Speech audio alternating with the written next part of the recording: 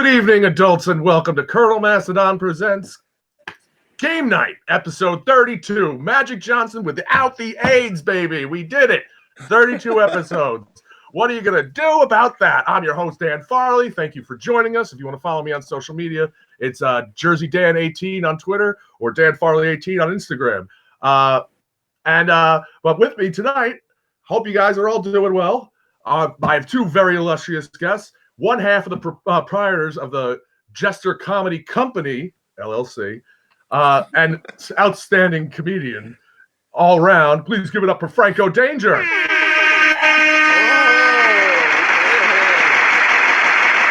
How's it going, brother? What's up, dude? Good. Nothing. Happy to be here. And also with us, another good buddy of ours, the always stylish, the freshly shaven, freshly cleaned, looking stylish and profilish, the artist formerly known as Sam Stevens, Joe Camerota, everybody. How you doing, buddy? I'm doing well, and I'm super happy to be here. Yeah, I know. Well, anyone's super happy to be anywhere at this point, you know? You're like, what the fuck else am I doing? Exactly. Yeah. I'm actually just running out of people to book. I'm like, I don't even know what else to do. I love this because, like, I've been doing all these Zoom meetings, but apparently this one has an audience, which is the coolest thing ever. Oh, yeah, exactly. They're literally right in front of my laptop. That's why. Actually, it's not even a laptop. It's a full-on video camera. I really invested in this heavily. You know, we spare no expense in this motherfucker. That's how we do it. I love it. Yeah, but you guys are looking good. What have you guys been up to during quarantine? Shaving, dude. Shaving? Just shaving. Yeah, Franco, see, you're doing, exactly, man. Certain dudes. Dan, you got a nice shaped head. You can do it. Yeah, I don't want to, though. I don't like it. I did it once when I was younger, and I was like, this looks fucking ridiculous. So now I want to hold on to this for dear life. And then I actually haven't shaven anything in a little bit. So I had a fucking, when this started, it was a fucking huge one. But then I was like, oh, everyone's saying, no, if you wear the mask, it doesn't work. If you have a beard, blah, blah, blah. So I was like, fuck it, I'll just shave it off. And then I really haven't been keeping on top of it. So yeah, but the best will work. I started a web series. It's the episodes are like only 1 minute long. It's called The Joe Joke, and it's just offensive jokes, really. You got 1 minute long. Do you got? The jokes are 1 minute long. Well, yeah, because I wanted to put them on Instagram, right? Oh, okay. I'm like, okay, I'll just do. They're kind of like Norm Macdonald, Saturday Night Live style jokes. Okay. Kind of ratchet it up a bit. Probably stuff that would get thrown out by the censors over at NBC should I ever be on the show. But stuff that I can put on Instagram. The crowd doesn't like that one. They're not a fan. Yeah, that's good. You know what? The crowd and Reddit is not a fan. Reddit is also not a fan. That's great. What was I going to say? It's amazing too, man, because I've been like trying to write, but sometimes I get so discouraged writing because I've had like these jokes now for like 2 months and I've yet to use them. That I'm like, I don't even know if this is funny. So now it's like it's just a cock tease. It's all build up and no cum. Well, that's the whole reason I'm doing the series is because that's what I'm doing with these jokes that I write. That's a good idea. It's like a place to dump them, basically. Yeah, but that's the thing is I don't want to dump them because some of them I think are really good, and then if I can't use them, I don't know. Yeah. I'll tell you, I'm not really able to get out a bit. You know what I mean? Like, bit's gonna have to wait until this whole thing starts again. But yeah, they just extended here in Jersey another 30 days. So what? Yeah. I didn't know that. Yeah. That's crazy. Yeah, I read it this morning. I got a letter from Phil Murphy in my email. We're best friends. Oh, yeah. shit. Dude, I'd love it though that it's deemed essential is a liquor store by the fucking Irish governor, bro. Like he's like, no, those have to stay open. It's like really not doing much to help the fucking stereotype go down, even though Yeah, what can you do? Lack of booze can kill you if you're an alcoholic. Oh, absolutely. That's true. I was thinking that too. True. It's like, if you can't get it, you could die. But it's okay. Trump says they're overinflating the numbers, which is obviously what's happening. Everyone knows that. Although we're super political on this podcast. Well, that's good. Well, they love politics. They're like, yes, good job, thank you. So we're gonna get right into this. I'm gonna ask you guys the 10 questions. By the way, thank you for joining me. By the way, I appreciate it. Of course, this doesn't work. It never works, man. All right. Question. Thank you. Number one. Question number one. What are you legitimately bad at?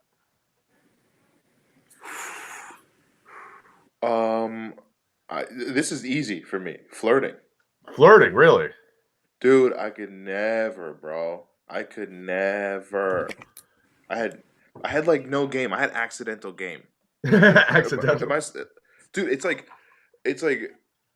no bullshit. Like I have stories for days, but like my shit is just like not. Long story short, I want to go talk to a woman, right? In a bar, the typical scenario. You walk up, right? The only thing was, How I Met Your Mother? Yeah. You know the Have You Met Ted? Yeah, game? Have You Met Ted? Yeah. So my friend did that to me because I was like, that girl over there looks really cute, whatever. Redhead, beautiful girl. And my friend walks up. He is like some chiseled, mannequin-looking motherfucker. Walks up to her. She turns around. She's like, "Hey," and he's like, "Hey, how you doing? I'm whatever." And then she's like, "Oh, hi," and he goes, "Yeah." He goes, "Have you met Franco?" Turns around. She sees this. He walks away, and then I just immediately, dude, I see her face like deflate. That's so. I wish I had an button, but I don't. Dude, and I remember being like, "Hey, what's up?" And she kind of had her back to me. I was in front of the DJ speaker, right? So I'm like, "Hey, what's your name?" And she goes, "No."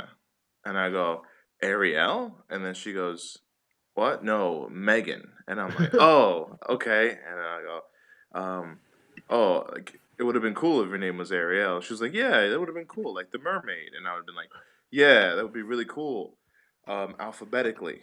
And she was like, "What?" It's and not getting better. I was like, "Cause A is before M. Like if the alphabet was racing, A would be first, dude." And I just started shitting out my mouth and just saying the most nonsense shit. Dude, she left because of that. She turned around, asked for the check, bro. She just fucking paid for her drinks and she just walked out. As my friends watched the whole thing happen across the bar, bro. I was like, "Oh, that's the dumbest shit." Yeah, bro. What about you, that Joe? Shit was embarrassing.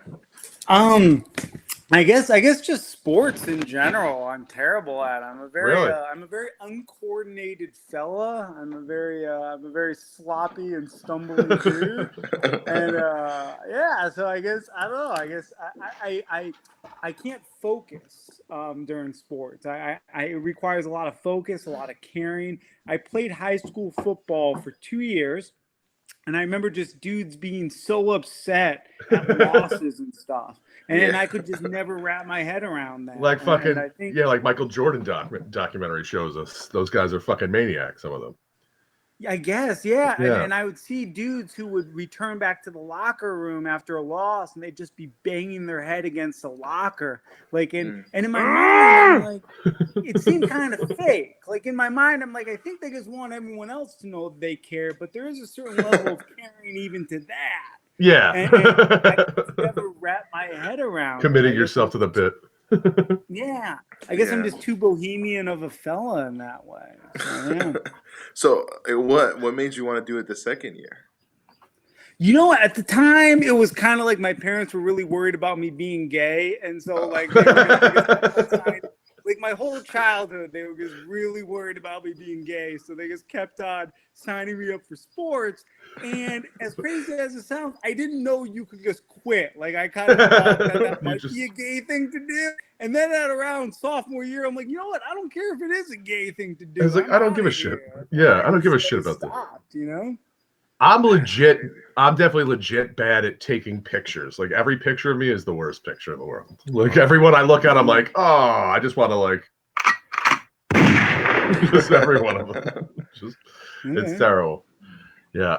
Okay. Next question is, what are you surprisingly good at? Oh, that's a hard one. I can't think of any. I'm Surprisingly good at? yeah, like I'm surprisingly very like I clean fucking meticulously. Like I've cleaned like I cleaned today. Like I did literally like 37 loads of laundry.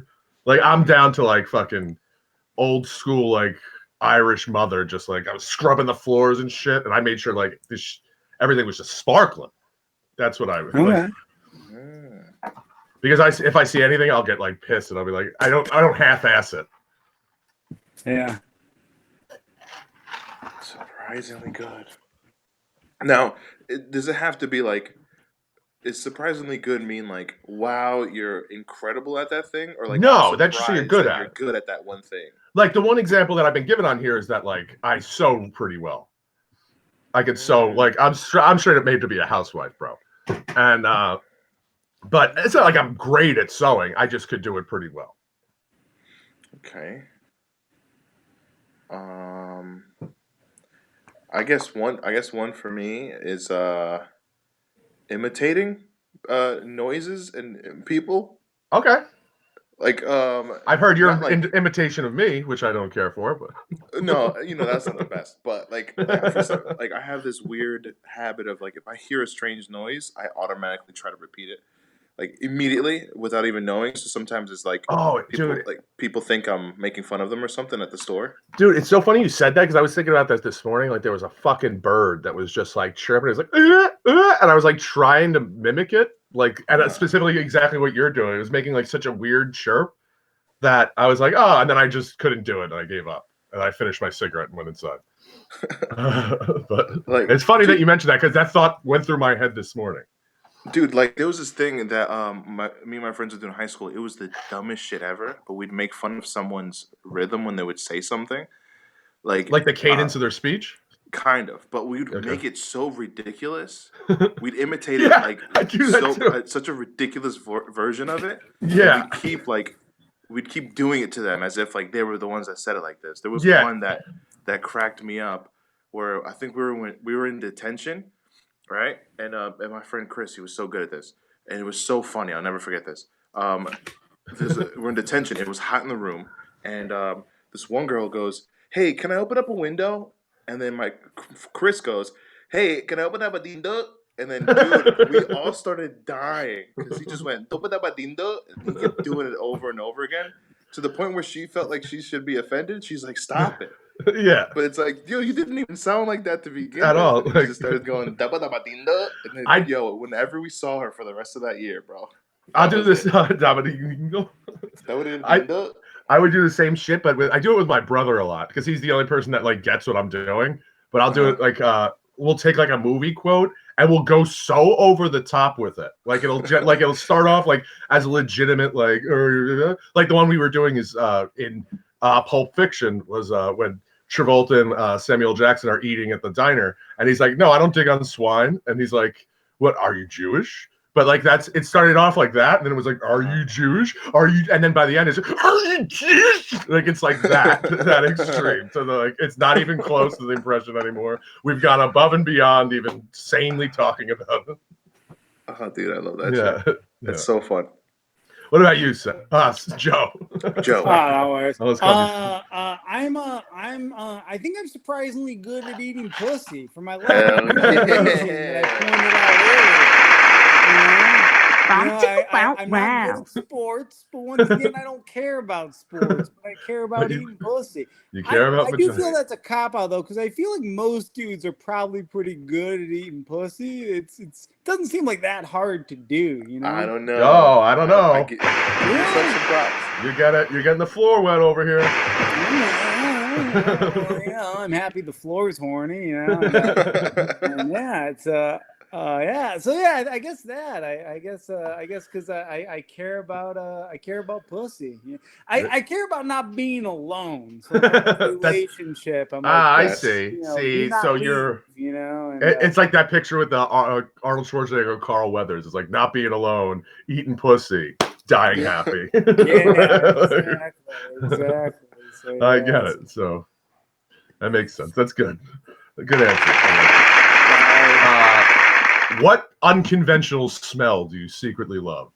And pussy doesn't count on this one. Damn it. You used your pussy card already.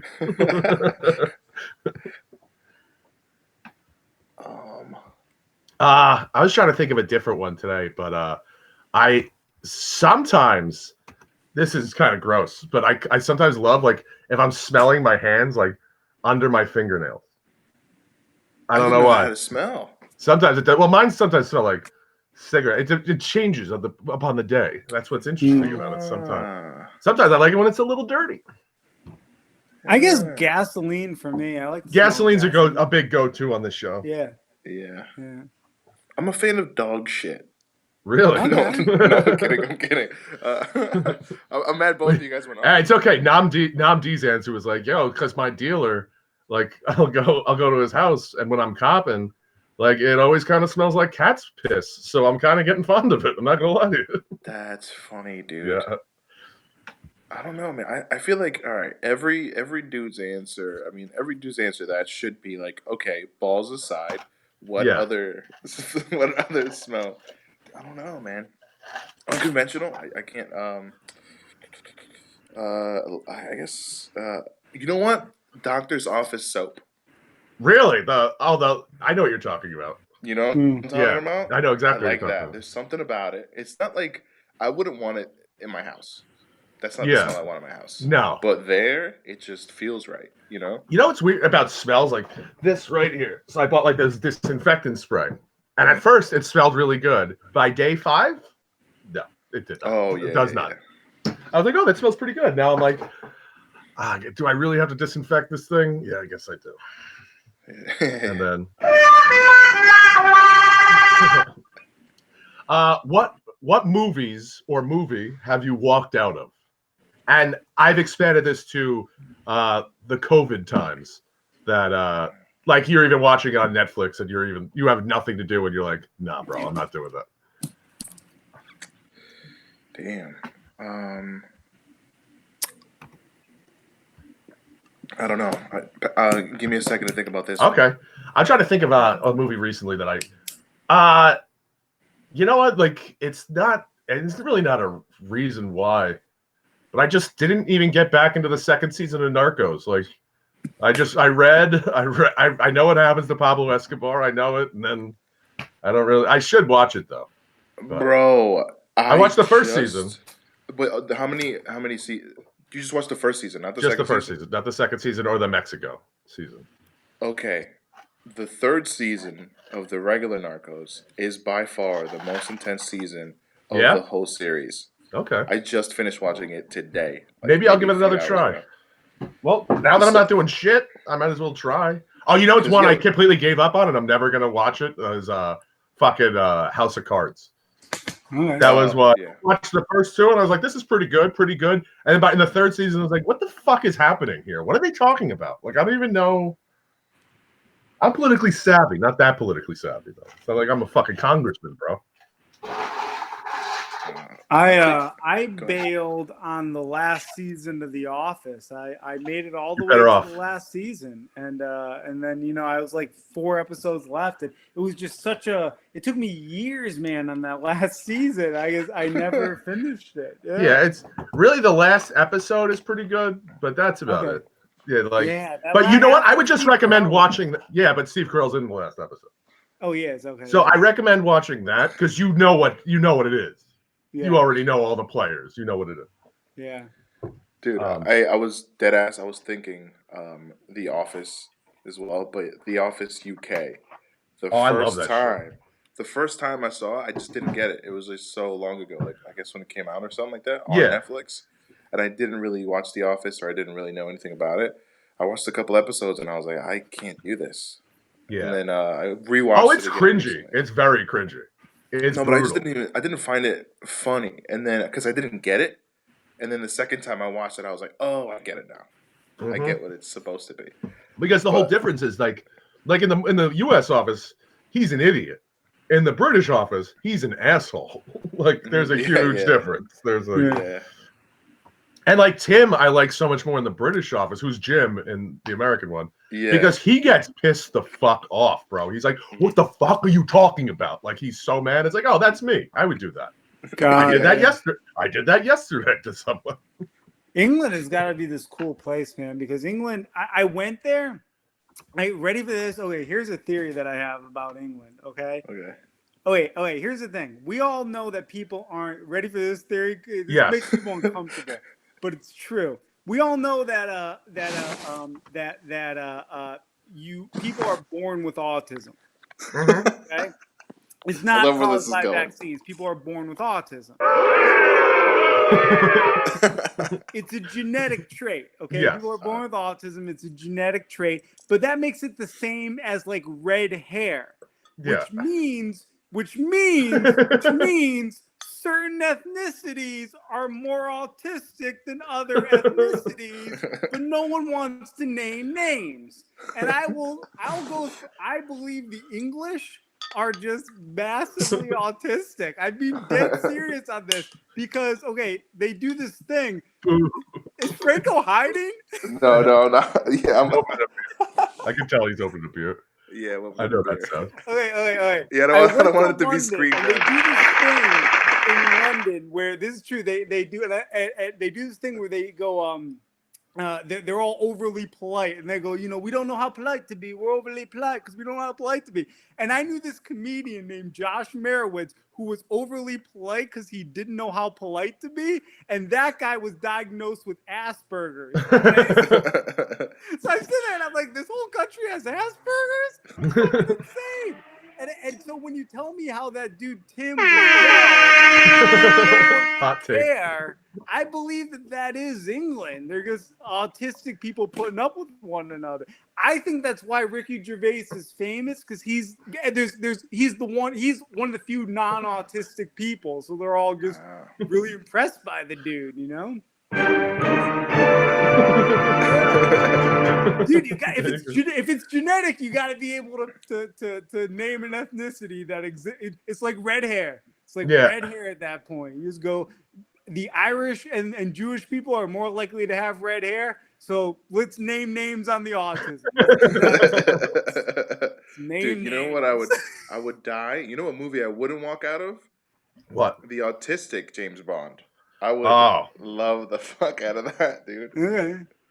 He's British, autistic. Yeah, he's British, autistic. There you go. Except he gets laid. But it's all sympathy fucks for him? Well, I'll tell They're you. like, I'll tell you, it's a guy who's good at. Hello. He's like a savant at everything. Yeah. Arguably, he is autistic. Yeah. Well, on some level. They just edit out all the there's parts. There's a savant autism to James Bond, probably. He's like if Rain Man's parents died early. Yeah. Like every James Bond movie, they have to edit out where he's reading manuals for all those things for like 8 hours because he's just studying every pen and shoe everything. and car. So like, what is our? I shot watching this. Right now. Yeah, I know. Like nobody ever watches shit like this. But like, I mean, not on live. Nobody ever watches it live. People listen to it. Four, and then it's usually it's a few. They'll probably get by the end of the night. It'll probably be like 100 and something views. Oh, nice. Yeah, that's fucking awesome. I love that. Yeah, I mean, because what else are people doing? I want to do this one joke. It's just that you're done for everybody here. You're done for. I fired 82 bullets. 82, definitely 82. Okay, the next question. What movie or movies do you hate that everyone loves? One I could definitely think of right off the bat is Crash. That movie can suck my dick. That movie sucks. All right. Shakespeare in Love is another one. Go ahead. Angelique showed me the Heathers the other day. Oh, Heathers with Christian Slater and Winona Ryder. Like it. I was just like, whatever. Okay. I get it. Okay. I've never seen that movie. I couldn't tell you. Like, dude, and when someone explained the plot to me, I was like, oh, what? Like, that's what happens? Like, I don't even remember what happens, bro. like that they kill everyone. Yeah. You're right. I didn't know that was. I've never seen Heathers. I've never seen. Me neither. Yeah. Not worth it. Not really. Let's see. I did not like No Country for Old Men. What? Oh. And I love the Coen brothers. Dude, fucking that he might be one of the creepiest guys in history. In film history. Anton Chigurh. Yeah, Anton Chigurh. Hold on. That's another one I do with my brother. Like when he's like, where does he work? And we just, where does he work? Like he becomes Batman. That's another one. Wow, that's I love that book too, actually. That's one of the most faithful to the book ever. You know what? I believe that because it ends like a book. Like that was the thing that I hated. Guy gets with the symbolism. Yeah, and the bad guy. Dude, I'm a sucker. I am a sucker for any time a bad guy wins in a movie. I love it. I think it's great. I do like that. I do like that. It's like if the movie's a 5 and then that's the ending is the bad guy wins, it's now an 8. Yeah. Like, I don't know. Have you guys ever seen the movie Arlington Road? No. Well, it's Jeff Bridges and he's some cop or some shit like that. And his neighbors move in and it's Tim Robbins and his wife and stuff, and they got a couple kids. And slowly throughout the movie, he thinks like he might actually be like a domestic terrorist and stuff like that. Turns out he is, and he puts a bomb in this federal building. And Jeff Bridges goes there to stop it. He's like, "Oh, we're gonna have time." And then he like looks at the bomb. It's like 3, 2, 1, boom! The whole thing explodes. Tim Robbins is watching in the distance, like, and he's gone, and the movie's over. Wow! I was like, "Oh, beautiful." I was like, that movie was like, okay, got to it. Well, they're gonna bust Tim Robbins. Oh, they don't? Oh my god! I just hit the toilet flush by accident. I meant to dun dun dun. Dude, I love that. That was great. What? I'm trying to think of a movie. Like a movie that's fucking stinks.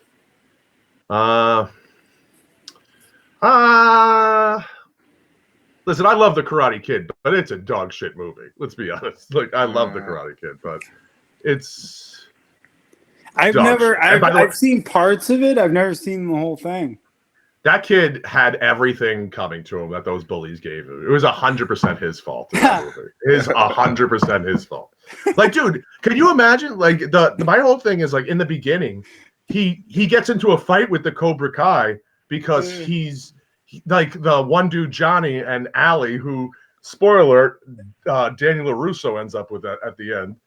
They're arguing, and he gets in the middle of it. He's like, "Yo, why don't you get the fuck out of here?" Blah blah blah. I'd be like, "Yo, if I'm arguing with my girl and some stranger came involved, I'd be like, yo, who the fuck are you, bro?" Like, yeah, I would fucking. What I love like, about you, Dan? I remember one day we were sitting there drinking, and you were telling me just about how much of a savage you are. You're like, "I am a savage," and I love that because like you own it. You know what I mean? Yeah, absolutely, like, which is 100%. Fucking awesome.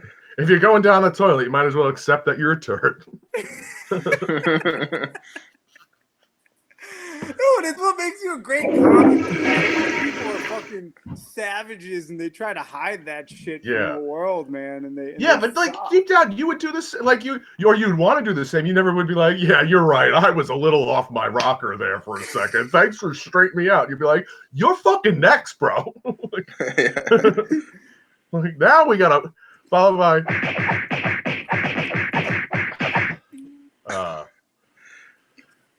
Dude. What about you, dude? Joe? Actually, never mind it. What about you? Oh, go ahead. I'm sorry. No. Go ahead. No, go. You had something to say. I was just I was keeping the conversation going. Dude, I went to that latest Jackie Chan movie with it was Jackie Chan and not Liam Neeson. Jason Statham. No. Was it Pierce?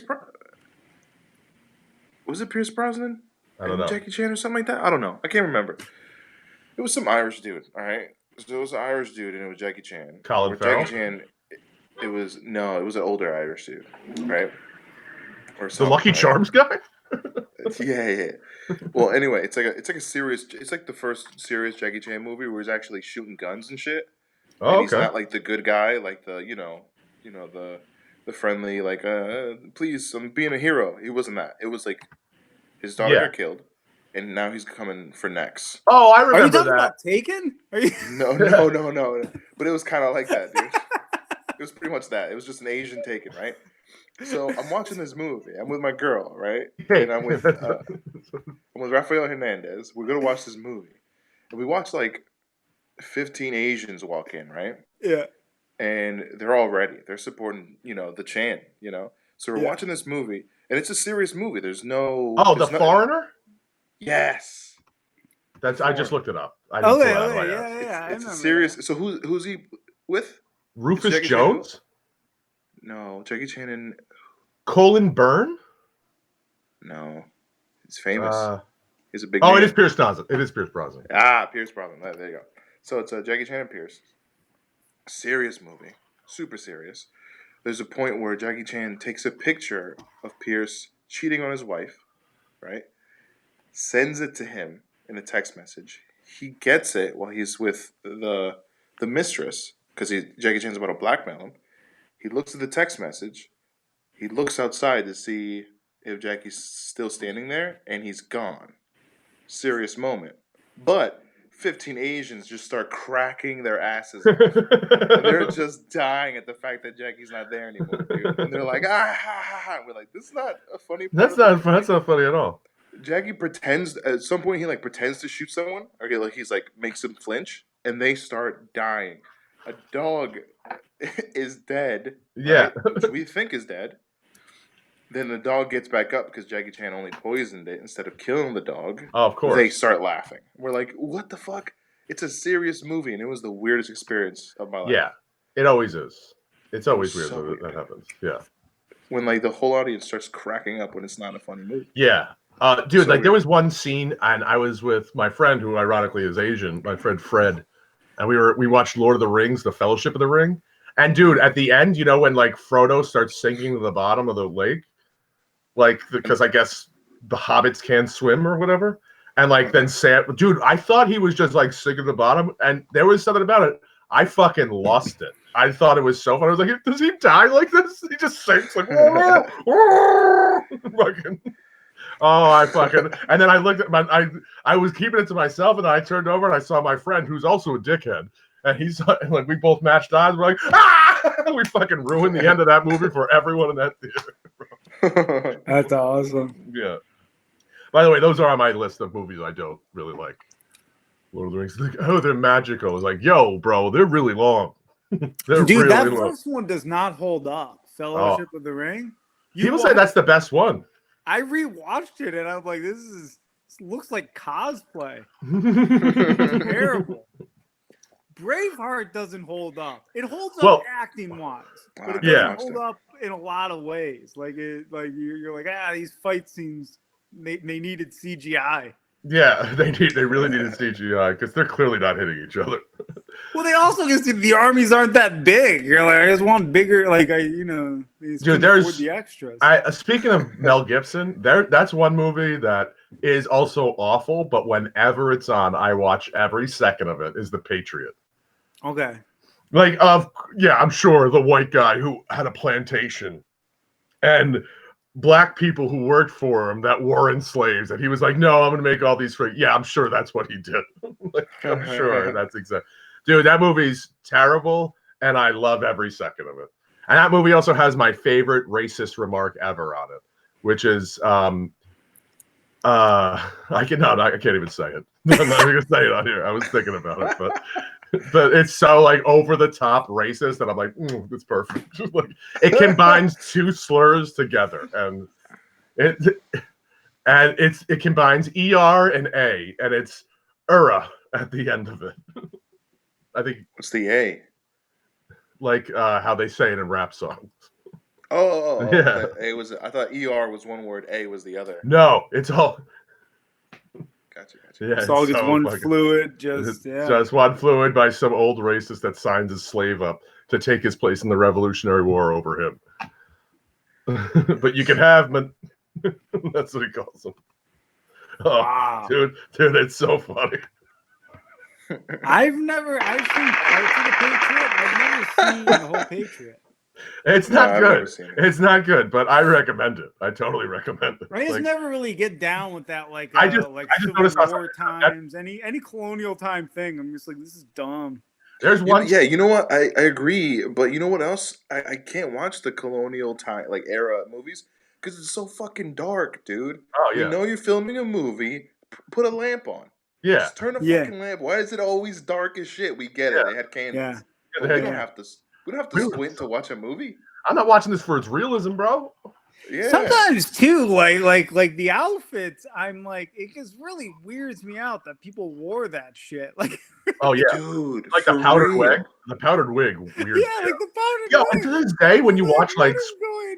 speaking of the British, the autism thing is like that. Yeah. Like the fact of like that they wear those wigs in court, and this guy is like sentencing me. Like I couldn't keep a straight face in front of that guy. Yeah, like what are you wearing? You look like a kid.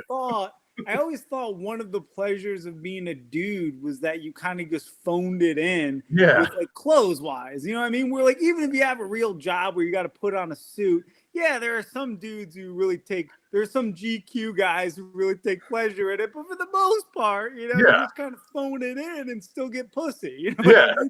It's really nice. And that's Yeah. like one of the perks of being a dude in our society is you get to do that. And when I watch those movies, guys with the wigs, I'm like, why would you not have phoned it in? Well, because they didn't have to woo anyone. It was like, hey, our parents made an arrangement, or I made an arrangement with your father. Now come with me, Yeah. Yeah.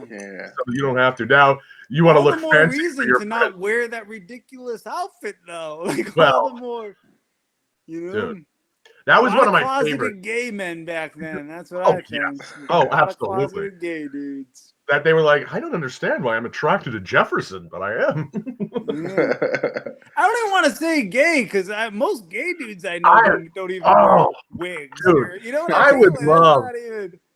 I would love to see the percentage of, like, we always hear about like slave owners, like that owned slaves that had mistresses that were like, you know, the female slaves. How many fucked like their male slaves? That was like, nah, you're gonna have to do this. You're my property. You're like, It's like, oh, like, I got. they're like, what are you doing? No. He's like, so he's too scared to tell other slaves what Yeah. he's going through. He's like, yo, either you're gonna do this or I'm gonna fucking kill you. He's like, Oh no. my god, that must have been hell. I know, Like, hell. It's like, imagine. telling that, but you're just not. like, He's oh not my even God, gay, you bro. just get bought at an auction, and then you get, like, you're some dude who gets bought at an auction, and then you get raped by your master. Holy shit! That actually, I think that was a thing, dude. That was Oh, actual. But I would love to know the not. stats. I would love to know the stats of that. Like, Yeah. Yeah. And of course according to not. Danny Braff, Franco looks like he works for dispatch at Mr. Clean's customer service. You can't use the Mr. Clean joke after you've used it like a year. You can't use it again See, a year later. At least Joe's wearing a white shirt, Danny. Yeah, right. Yeah. Yeah, Danny doesn't, say anything about my. Yeah, whatever you noggin. and whatever you think about Mr. Clean, that motherfucker got pussy. Okay, that guy Oh, was yeah. cleaning up. Oh, Yeah. He was Clean fucking it up, housewives see what I while dudes were did? at work. That guy came bleach. Oh, he should. don't hit me with one of those, bro. Oh, I wouldn't have, but I just hit myself. So, yeah, but dude, and in every commercial, he's like that cartoon of him standing next to a woman, like, yeah, you saw what I fucking did. I cleaned this fucking floor. Now No, you can get on your knees on it. My favorite thing about Mr. Clean is that every cleaning commercial, he's standing in the middle of the living room, arms folded, and the woman's doing the work. Yeah, And he's getting all the credit, dude. That's right. I made the this entire time. He's like, yep. In this situation, she's the male slave and he's the owner. Yeah. That's right. Keep scrubbing, bitches. Keep scrubbing. He keeps scrubbing. Now, while you're down there. Oh. That'd be a funny sketch. Oh, it'd be so good. Okay. Question number 5. Is it 5? No, it's 6 actually. What music do you listen to that would surprise people? Oh my god. I fucking I love Adele, bro. yeah, Yeah, I fucking love Adele. I think it's great. dude. I do too. I also I love her, dude. Yeah, She's that not bitch can only really sing. talented. When I first saw her, I was like, yo, she's cute as shit. That's what I'm talking about. Like I'm thick. You know what I'm saying? But dude, my list goes on. Like I do like heavy digging of like the weirdest music. Nigerian funk music, that's a big thing for me. The Really? music, oh god, I love that shit. The music coming out of Nigeria in the '70s is the coolest shit. I try to find like, for example, India had a crazy disco scene. Like they had like Never knew their this. disco was so sick, right? Obviously, it doesn't come to us because we can't speak Indian or whatever. So, but also another thing I found, which I fucking fell in love with, is a music called chicha, coming out of it was Peruvian, right? Okay. So Peru and the United States, right? We all get acid at the same time, right? And these music scenes get affected by acid, like the acid movement. Yeah. We happened to be on rock and roll at the time when we took acid as a country. Yeah. But they were on some different Spanish shit called cumbia, which is very poppy and it's like really danceable and stuff like that. Then acid comes in Okay. and completely changes things, and now it's like a psychedelic, like a polka kind of shit. It's just crazy. It's just like insane, and I That's absolutely love it. It's like rock guitars on music that shouldn't be having rock guitars on them. okay. I love shit. I've never heard that shit ever. Oh my god, dude! China had a dope ass funk scene too. They had like a What? real yeah, dude. They love that shit. I never knew Man, what that. else? Oh, I can go on, but I love shit like that. That's What my about you? thing, dude. What about you, Joe? Well, I lived in denial for a long time till Spotify just those AIs over at Spotify Those they tell you what Terminators? to like, which is really tough to deal with some because I like country guys, and I didn't even know it until I got Spotify. Like I was never a country fan, and what it was is I liked Southern rock. Like I like stuff like the Black Crows, you know what I mean? Yeah. And so I would listen to songs like Black Crows style songs or Alabama stuff that's like 70s, almost famous, Three Dog Night, stuff like that. And just slowly but surely, the Discover Weekly on Spotify just took that liking of Southern rock and just nudged me over into country.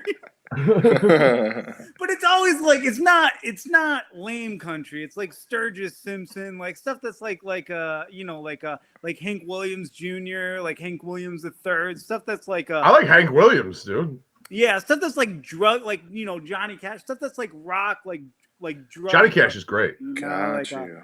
I close out the show with Hank Johnny Williams Cash. the third man is he has Crazy Country Rebels. This song, it's cool. I mean, it's not about how you lost your dog and your girl ran away and stuff. But I will tell you, here's the sick part: is given enough time, sometimes those corny country songs are now like my guilty pleasures in a weird way. But it started with the Southern rock, and then it got into You got deeper. yeah, I went down that rabbit hole, dude. Like that, That's but that's why I listen to some of that shit, like Hank Williams. That I'm listening to it, like that song. I'm so lonesome I could cry.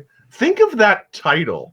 I'm so lonesome I could cry. Like Yeah. I just want to talk to someone. I just want to Yeah. be with someone. Dude. And Oh, dude, I feel that. I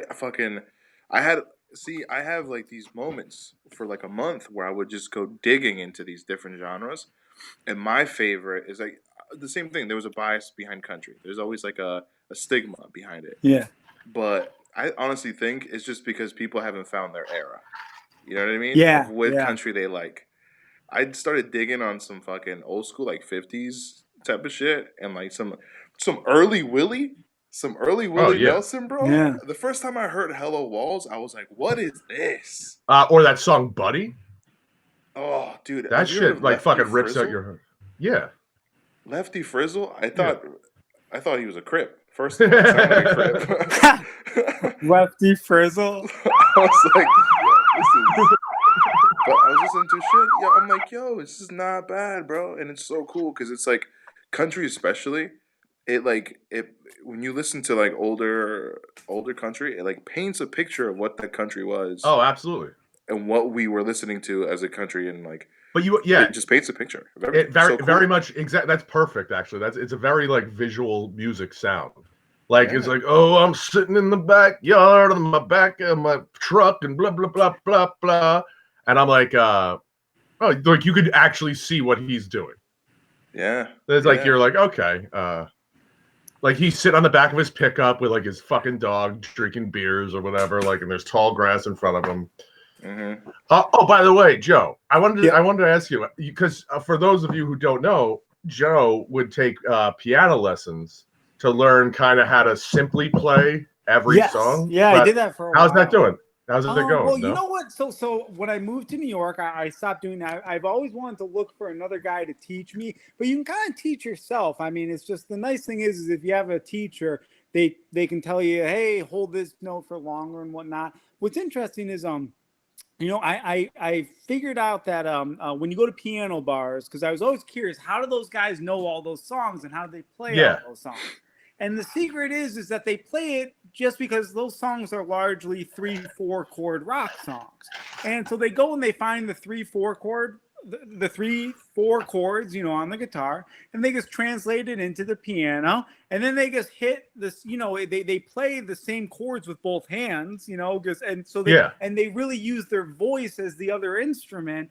But it's a really first off, I just have a keyboard, and it's really tough to do with a keyboard because you need those. I need to buy those foot levers that make things that makes the notes extend and everything like that. Because that's really how they do it. That's kind of how they basically translate guitar playing effectively into a piano, which is interesting. Yeah. Okay. And so I went and I paid for piano lessons. I specifically found this dude who would take piano sheet music, and then he would write out the chords over stuff, and then he would line it up like above the lyrics for me with the chords. And so he would basically say tabs. He was doing tabs. What? He was doing tabs. He would do the tabs. Yeah. He would do the tabs right above the, but he would do it above the words. And so he'd be like, okay, hold this note for this long while you sing this stuff, then play this note just over this word, and then, he really would put it onto the sheet music for me to make it easy. Because otherwise, if you're doing it by yourself, it does take a little bit of figuring out with the pedals and everything like that. And but yeah, if you have a coach, it's easier. And I imagine if I'd stuck with it, I would have gotten a feel for it over time, but definitely. That's the cheat. That is the cheat. That's cool. That's cool because I think the last time you were still taking classes. Last time I talked to you. Yeah, I was taking over in Edison, New Jersey. Which is right next to me right now. Which is why you're. That's fine. Yeah. That's my favorite of all the drops, by the way. What's it say? One tough sucker. One tough sucker. Yeah, man. I'll tell you, once comedy comes Jersey? Once comedy comes back, Jersey is going to be the place to be for a while. Because I was talking to my roommate about this. He's a comedian too. When comedy returns, it's going to return to the bar scene first. Oh yeah. And there's just not a huge bar scene in New York City because there's a lot of clubs. And don't get me wrong, there is a bar scene, but it's not like Jersey. Like Jersey, that's what there is a bar scene. Yeah, Jersey's all bar. When comedy returns, it's going to return with the bar scene first, and so for a long time, that'll be the only thing people experience, and so a place like Jersey is just going to be a happening place with that. It's going to be real. Just it's going to be an awesome time for live entertainment once things get back up and running. Because major concert venues, major comedy clubs, they're not going to open. They're going to open. It's going to be 6 months of just dive bars doing comedy before anybody can go see professional stuff. Yeah, well, you should come. I didn't You even should come think to of it like mine. that. You should come to Yeah, my no, open I mic. totally should. Yeah, McKinley Square Pub, Mondays nights at 8 p.m. Once this coronavirus breaks down. hell yeah, man, hell yeah. In Jersey I'll City, definitely baby. hop on the Jersey train. City. Jersey. Oh, it's in Jersey City. Oh, that's easy for me. That's basically New York Yeah. at that point. Yeah. Absolutely. All right. Next question. Oh, this is one of my favorite questions. Is what's something you eat that you recognize as gross, but you love it anyway? Dude, like after the show last night, I ate all these like mini microwavable tacos, and I was like, "These are delicious. They're awful. They're garbage, but What? I loved it." Go ahead. Did you say got after one. the show last night? What show Yeah, were you on last This night? show. This show. Oh, this show. Got it.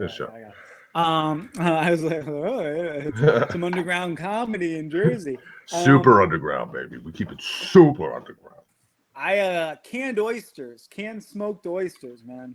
Whoa. Oh. You know when you walk Wow, now by the honestly, canned fish in the store and you think, what asshole would eat this? And I don't like all of them. I don't eat the sardines. I don't eat that stuff. But the canned smoked oysters, dude. See, yeah, this is the answer I wanted for this show. By the way, this is 100% what I wanted. Yeah, that takes it. I mean, I'll do the canned chicken. The chicken in a can. I'll do that. Which it's like you open it up, it's pink. Yeah, it comes in a can like tuna fish. Yeah, it's just like the same thing. It's like watery and like yeah. Like I'll make chicken salad with it a lot. Oh yeah, it's good. Yeah, you mix it with chicken salad or some barbecue sauce or something. Oh yeah, it's good. Yeah. Yeah. But it's also pink that you're like, is this safe? I don't know if this is safe. And it is, probably. Yeah. It's probably not even chicken, so don't worry about it. Dude, I don't know. What about you, Franco? I can't beat any of those. But I can't even think of anything. So I recognize it as gross, but I'm still like, fuck it, it's going down.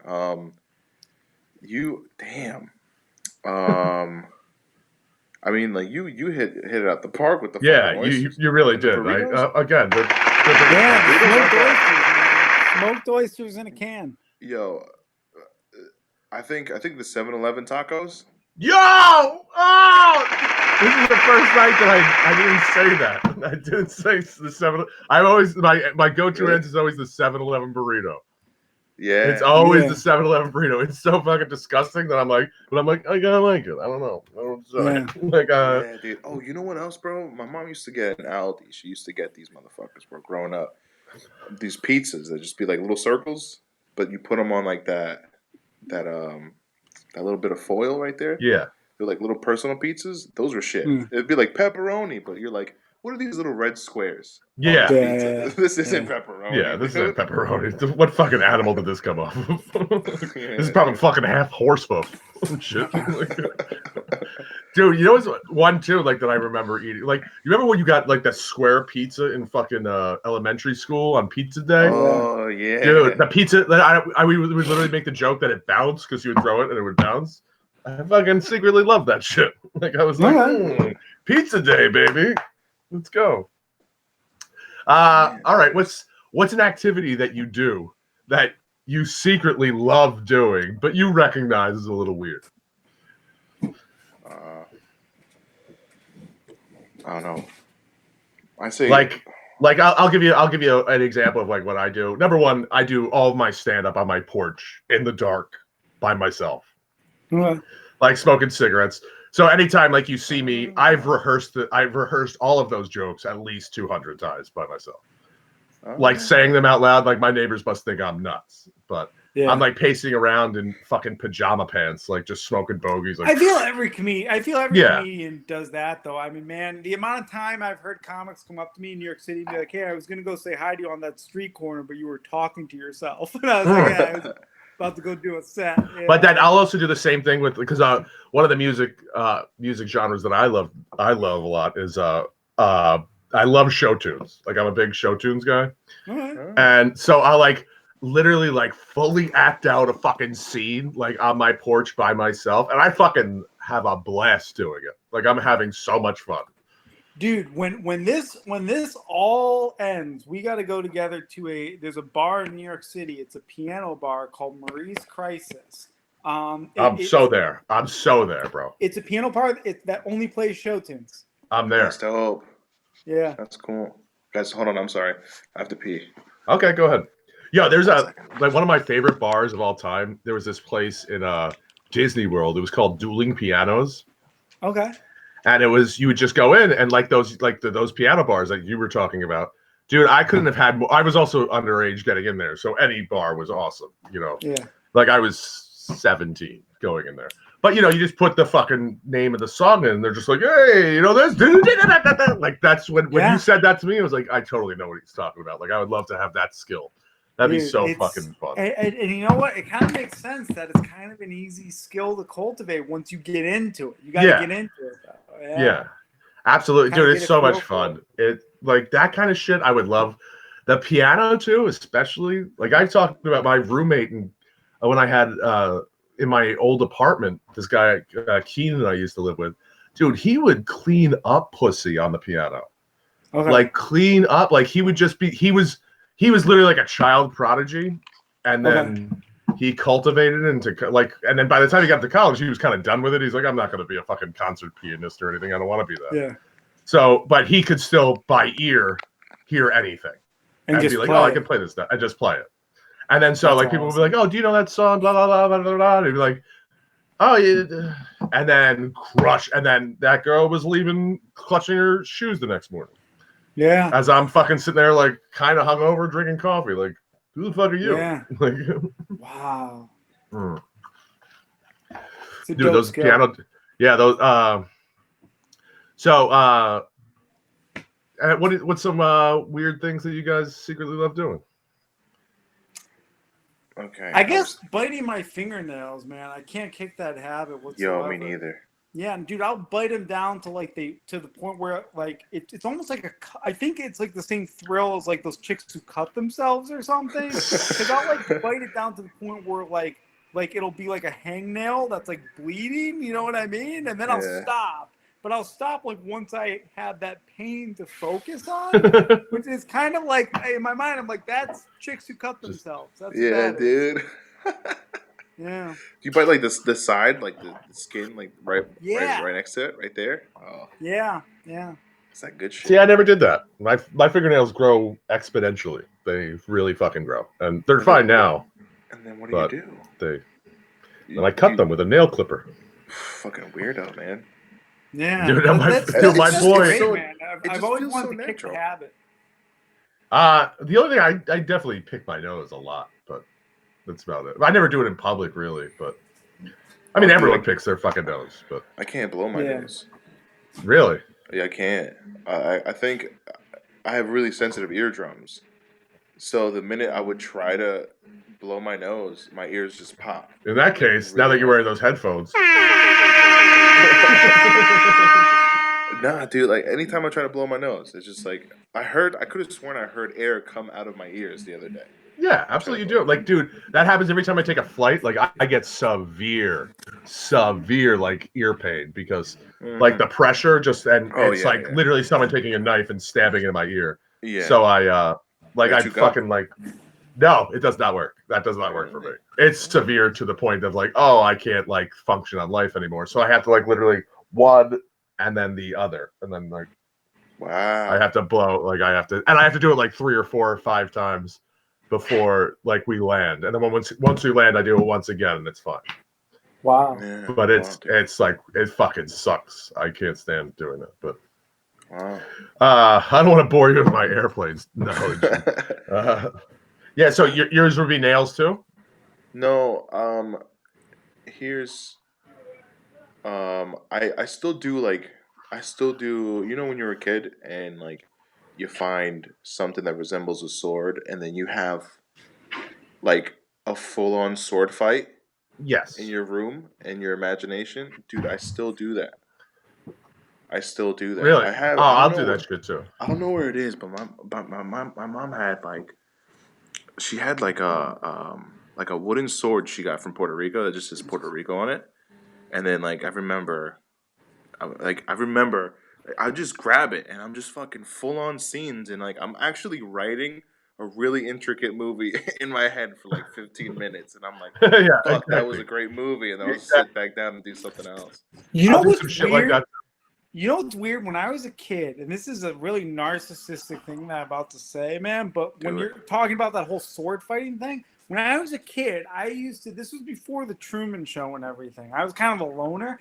I used to, well, I wasn't really a loner, but I, was inside my head a lot. I used to pretend in my head that like the world was watching me, like the Truman Show, basically. Yeah. Like, That and then people were Andy watching Kaufman my used to life. do that. What? Andy Kaufman used to do that. Did he really? Yeah, he did. Yeah, he used to do that. Wow. That's so fascinating Yeah. because I love Andy Kaufman. That's See, fascinating. perfect. There you go. Oh, do you guys look at a fake camera that's not there sometimes? Oh yes, absolutely. Like the ultimate I office absolutely do camera that. that's Like, following you around? Yeah. you know what's worse? Have you ever done it in front of someone? Like you forgot that you were talking to someone? You're like, this fucking guy. Oh, Like, dude, I you're love like, doing. this fucking guy. Oh yeah. I've practiced my. I call it the gym stare. Yeah. Like, check it out, Dude. All right. Let me give you guys my gym stare real quick. I gotta get to. Okay, you guys are the camera. I'm talking. All right. There it is. Right. Just a quick. That's all it takes. Okay. All right. Oh. You know. Yeah. Dude, so one thing I'm big on doing, and I fucking love doing. I actually haven't really done it like during the coronavirus really that much, even though I have plenty of time. Is like I rock the fuck out in the shower, and I'm belting, and literally there's one tile that I imagine is a camera that I'm singing to that tile. One, like, and it's always the same exact one. Like I could walk in there right now with a marker. That's the one every single day. That's funny. Yeah. That's funny. Yeah. And I rock the fuck out with it. You know how you do bits on the porch? Uh-huh. The shower is the only place I can do bits. I do bits in the shower too. Here's I the do that a lot. only reason why is because one, I don't bring my phone in there, and two, the water is kind of like white noise. Yeah. So correct. then my brain just goes.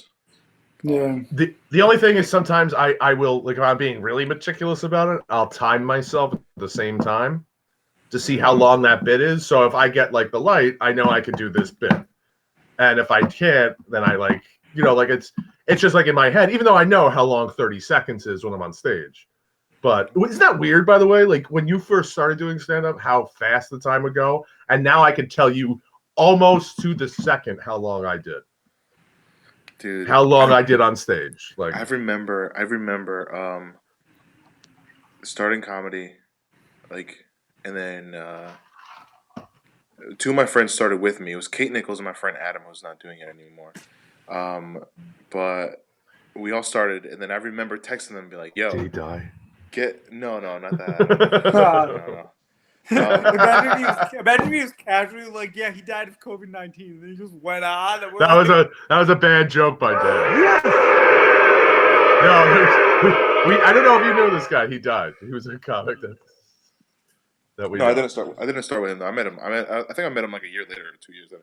Dude, I didn't know he went to my high school, by the way. But he's, 15 years after me. But yeah. Who's this? Yeah, Adam Kingsley is his name. Oh yeah. Died in a car accident. Yeah, you know Adam. Yeah, Kingsley, I remember that. He was a good dude, man. Yeah, He it was a good actually. dude. He was a good dude. Yeah, he was a super nice guy. 2 years already. Crazy. I think. Wow, that's crazy. Yeah. Dude, I know he used to work at the Top Golf right over here, right where I live, where the old Ford factory was. Go ahead. I'm sorry, I interrupted your story with a terrible joke that I'm definitely gonna be burning in hell for. Go ahead. Nah, dude. What's it called? I remember texting him and be like, "Yo, get ready to never look at 15 minutes the same way again." Yeah. Like, because that's or 5 minutes the same way again. Because like now we know we have like an internal clock of what 5 minutes. Yes. Is. 10 before comedy, we were just like 5 minutes was just a guess. Like we didn't, but now we're like, he said 5 minutes. It's been like definitely 10. Yeah. Yeah.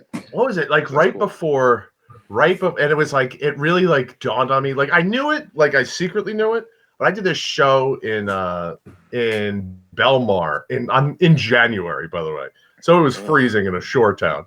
No, it was a great show. You have no idea. It was packed out. It was a brewery show, and which is, if anyone's ever been made for a brewery show, it's your boy. Yeah.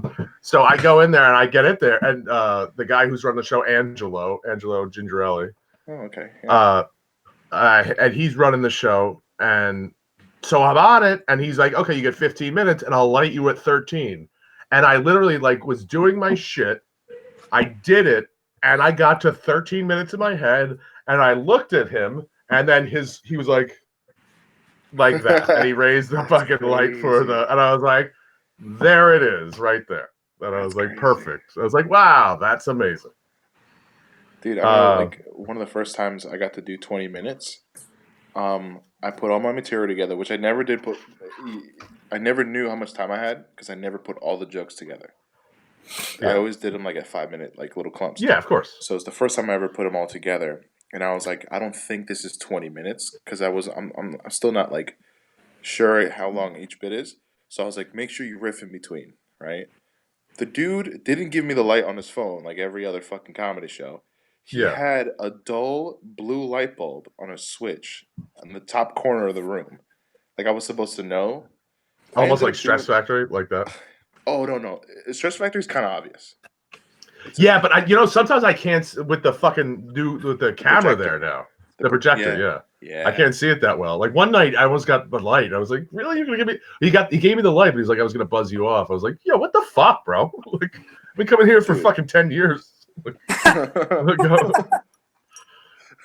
Yeah, aren't you like past there? Like, I mean yeah, I'm fucking open there every other weekend. It's like, okay, go ahead. Yeah. I was supposed to do 20. I kept riffing because I was like, I don't have enough to do 20. Has he give me the light yet? No. Fuck. Keep riffing. Keep crowd work. Did he give me the light yet? I'm looking at him. Nothing. I'm like, all right, keep going. I ended up doing like 40 something minutes, and then I was like, all right, that's it. That's my time, guys. Thank you. And I got. I bet he loved you. Oh, dude, you did your time. And then he goes, hey man, I gotta buy a new bulb now. And I was like, why? He's like, because the light's been on for how long? I'm like, where? He points to it. Dude, I couldn't even see it standing next to it. It was so dull. And I was like, what the fuck? But, thankfully, it was a good set. Like, they liked me, Yeah, that's fine. If I was eating dick for 40 minutes, that was different. Dude, I fucked the last set I did before before quarantine, I ate so much dick.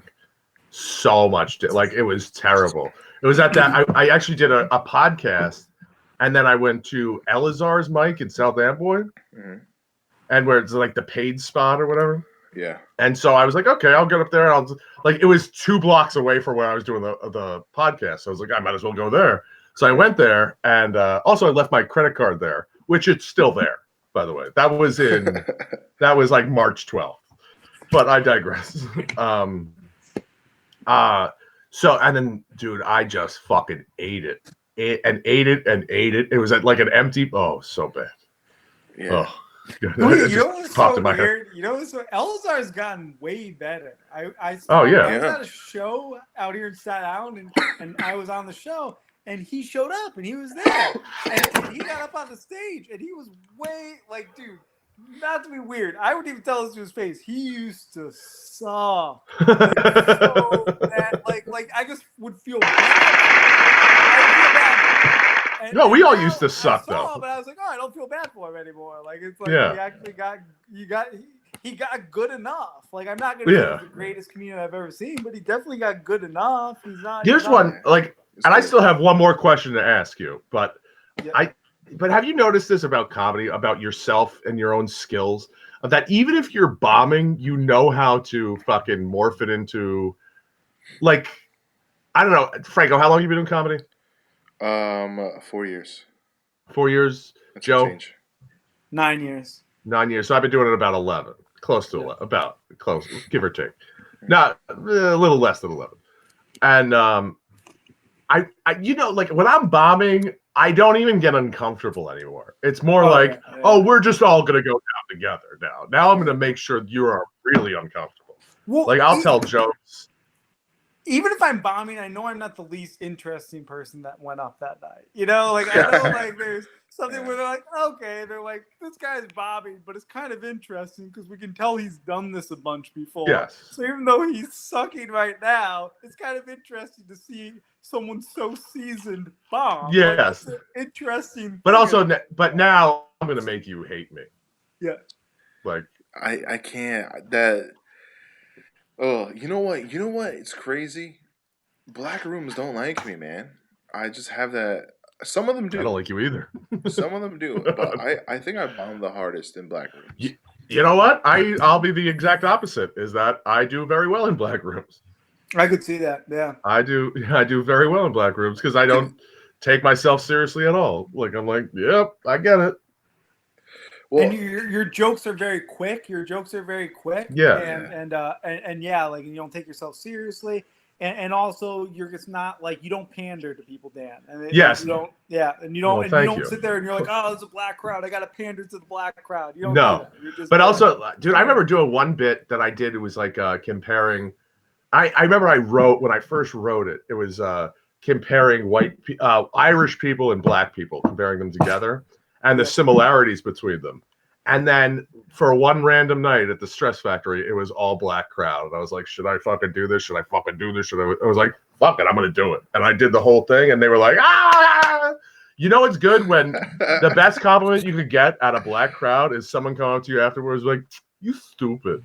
That's the best. Dude. Well, you know That's the best dude? compliment. You're just such a rough around the edges guy that like black people don't look at you as a dude who experiences white privilege. No, they Yeah, don't. dude, No. that's so true. That's 100% true. They like Because look at you and go, no, man, this guy's been through some yeah, and I guarantee you, my rap sheet is bigger than yours.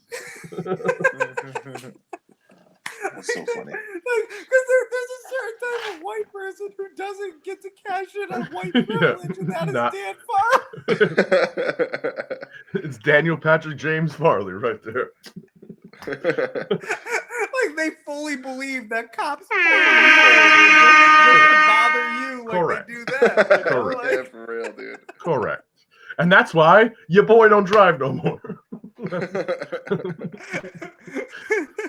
So but if something's going down and a cop shows up, I guarantee he's gonna say something to me. I guarantee it. I'm not gonna even derail this any further. Okay, next question.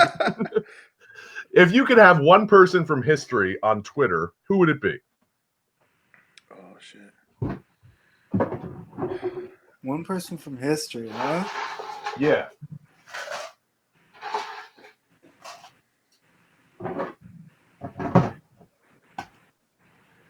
That's a little rough. It's hard for me not to keep thinking of Ibrahim Khalif's joke. Which one? He had a joke about how we're lucky social media wasn't around when Martin Luther King was around. Because if Martin Luther King was on Twitter or whatever, like he'd have all the side bitches just talking mad shit to Camerota. Oh, it's funny, dude. It's so fun. I don't want to give away everything, but it was just so funny. Yeah. Just like, it's just hard to, not think of that. But I think my other choice. Dude, I think the same thing too. Like one of the jokes I said, like I would love Abraham Lincoln on there, but not because you think he should be on there and like say inspirational quotes, but more because he's gonna say something problematic pretty quickly. Yeah. Like he's gonna say something that's not acceptable today. Like how quick is he gonna drop the N-bomb? And you know it's gonna be pretty quick. Like he's Abraham Lincoln. He's like, well, the Negro, and you'd be like, what the fuck? I think it'd be fucking hilarious for him to just like, he's just in the middle of Black Twitter. You know what I mean? Oh, yo, would it be even funnier is if he's dropping those N-bombs and everyone just accepts it? They're like, yeah, he can say it. Like, yeah, well, one thing I love, man, is I love listening to recordings of Malcolm X because that dude was a brilliant dude, man. He didn't put up with what when he called out there's a certain type of white and here's one thing, there's a certain type of white person that's like a wolf in sheep's clothing that you see in like you see it in call them. I was gonna say call them Germans. Well, there's like and he would. I remember this one interview where he was saying that he's very suspicious of any white person who claims that they're going to help black people, but they want a white person to be in charge. And he gives a speech and he goes, "If you want to help black people, you put a black person in charge. That's the way you help black people." And he was it was like very, because I was like, you know what, guy's right, man. You know, like Yeah. he viewed it. He didn't view it from a let's all get along perspective. He viewed it No, from he was like, trickle fuck down you perspective. Yeah, from a trickle down perspective. Hey, you want to help out black people? Put a black guy in charge, and then it'll trickle down to black people. Yeah. Yeah, and that's Dude, real, man. have you seen Who Killed Malcolm X? Yes, I No. did. Oh, dude, watch Dude, it. that's one of the jokes I wrote. That's one of the jokes I wrote that is now old in quarantine, but I might as well say it now. I was like, when I was watching Who Killed Malcolm X, I had to while I was watching it, I had to make sure I looked up their ages so I wasn't older than they were when they did those fantastic things for the planet. That I would like, oh, what a fucking loser I am. This guy was dead already. Thank God I haven't reached that age yet, though. Oh yeah, when That you they look were at like Tupac, like all this shit he did. Oh, before he 24. died at like 24. That's crazy. 24. Biggie was That's 26. crazy. That's Or 25. That's insane. Yeah, dude. I had a joke about that I did on stage was that also two guys who I would like to see on Twitter because holy shit is that going to be crazy would be like Lee Harvey Oswald, dude. That guy. Oh shit. Like you look at him, he's all like rugged and stuff. Dude, he was 25 years old when he died. Whoa. 25 Wow. when he killed Kennedy. And John Wilkes Booth, you see him like all debonair and like fucking all gay standing there and like with his gay suits and his weird mustache. Dude, he was fucking 27. It's like, I'm 35. I feel so unaccomplished, bro. Yeah, Wow. Like, it's insane. but both of those guys, like right before they killed the president, I would like to see that 2-week rollout of Twitter of tweets. Those would be pretty. Oh, yeah. You're like, whoa, look at this fucking guy. Yeah, dude. Actually, thinking about it now, bro, I would love to see so many people on Twitter, bro. Fucking Genghis Khan. That'd be insane. Genghis Khan. That's been brought up on here.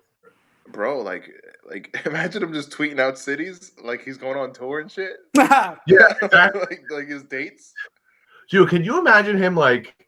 Can you imagine Genghis Khan dealing with this? Is a thought that like kind of warms my heart at the end of the day. Is can you imagine like Genghis Khan dealing with Kim Jong Un, like, Oh my god. or Kim Jong Il, or like I'm like just dealing with North Korea, be like, oh fuck, we will bomb you. He's like, oh yeah, like I don't fucking even respond to threats like He'll that. just tweet, I'll pull Here up I right come. now. I'll pull Yeah, up. he's like, I'm coming right now, bro. And then all of a sudden you just like you hear it's just literally just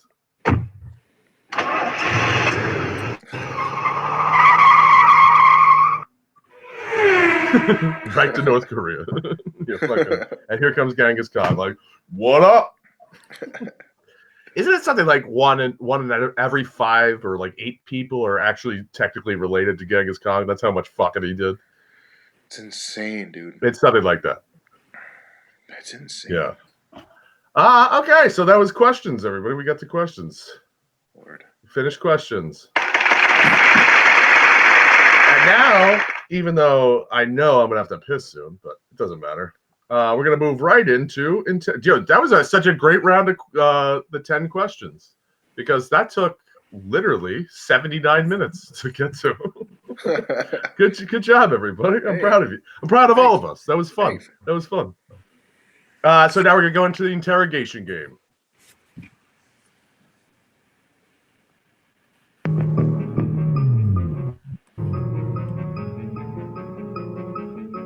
Interrogation. All right, game. What happens here is that we each tell something about ourselves, and it could be true, it could be false. And then after 2 minutes, after we say the statement, the other 2 minutes to interrogate the person about their statement. And at the end of the 2 minutes, they have to guess whether it's true or whether it's false. And I will go first just so you guys see how it goes. Okay?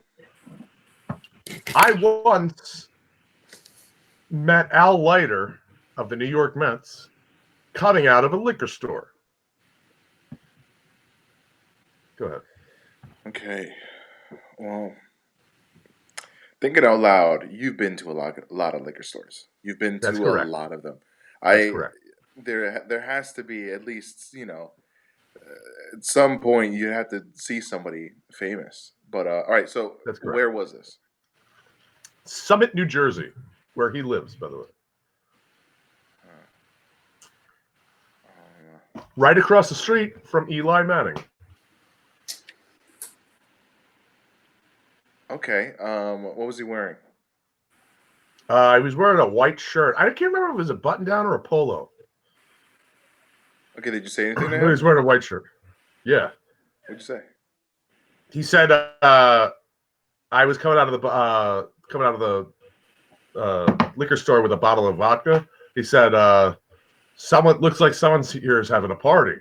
I was like, a party for one, unless you want to make it two, Al. I don't know, man. See, for a normal person, it'd be hard to be that quick. You're pretty quick, you know. Thanks, buddy. I appreciate it. I don't know. You got any questions, Joe? I don't really know who that person is. Me neither. He was a Yeah, pitcher. but I'm- He was a pitcher. He was a pitcher for the Mets when they went in right. 2000. When they went to the World Series, he was like the ace pitcher. I One of the believe aces. it. I believe that it's true because I believe Dan would know who that is walking out of that liquor store. Yeah, but Dan would also know who that is and then pretend that he saw that person outside of a liquor store. That's true. That's Yeah. true. You know what I mean? So One of I my don't know. one of my go-to lies is meeting Sean Kemp on a plane. That didn't happen. Sean Kemp didn't happen. You're about to run out of time, just so you know. Okay. You're gonna hear a bell. You missed it. Go ahead. What do you think, Joe? I think it's true. You know what? I do too. It's so simple. If it was a lie, it'd be a lot It better. is true. It's 100%. I was coming out of the liquor store and putting I was having like not the non-disposable bags. I was putting the bottle of liquor in, and he was walking into the liquor store with his son. And he was like, I was like, looks like someone's having a party. He was like, yeah, party for what, Al? Unless you want in. And he was like, I was like, by the way, was pulling for you in 2000, bro. And then I went my way, and he went to his multi-million-dollar house. Okay, Joe, you want to go next? Sure. Yeah. So this is a difficult story for me to talk about. I think I messaged you, Dan, about it. A video about it.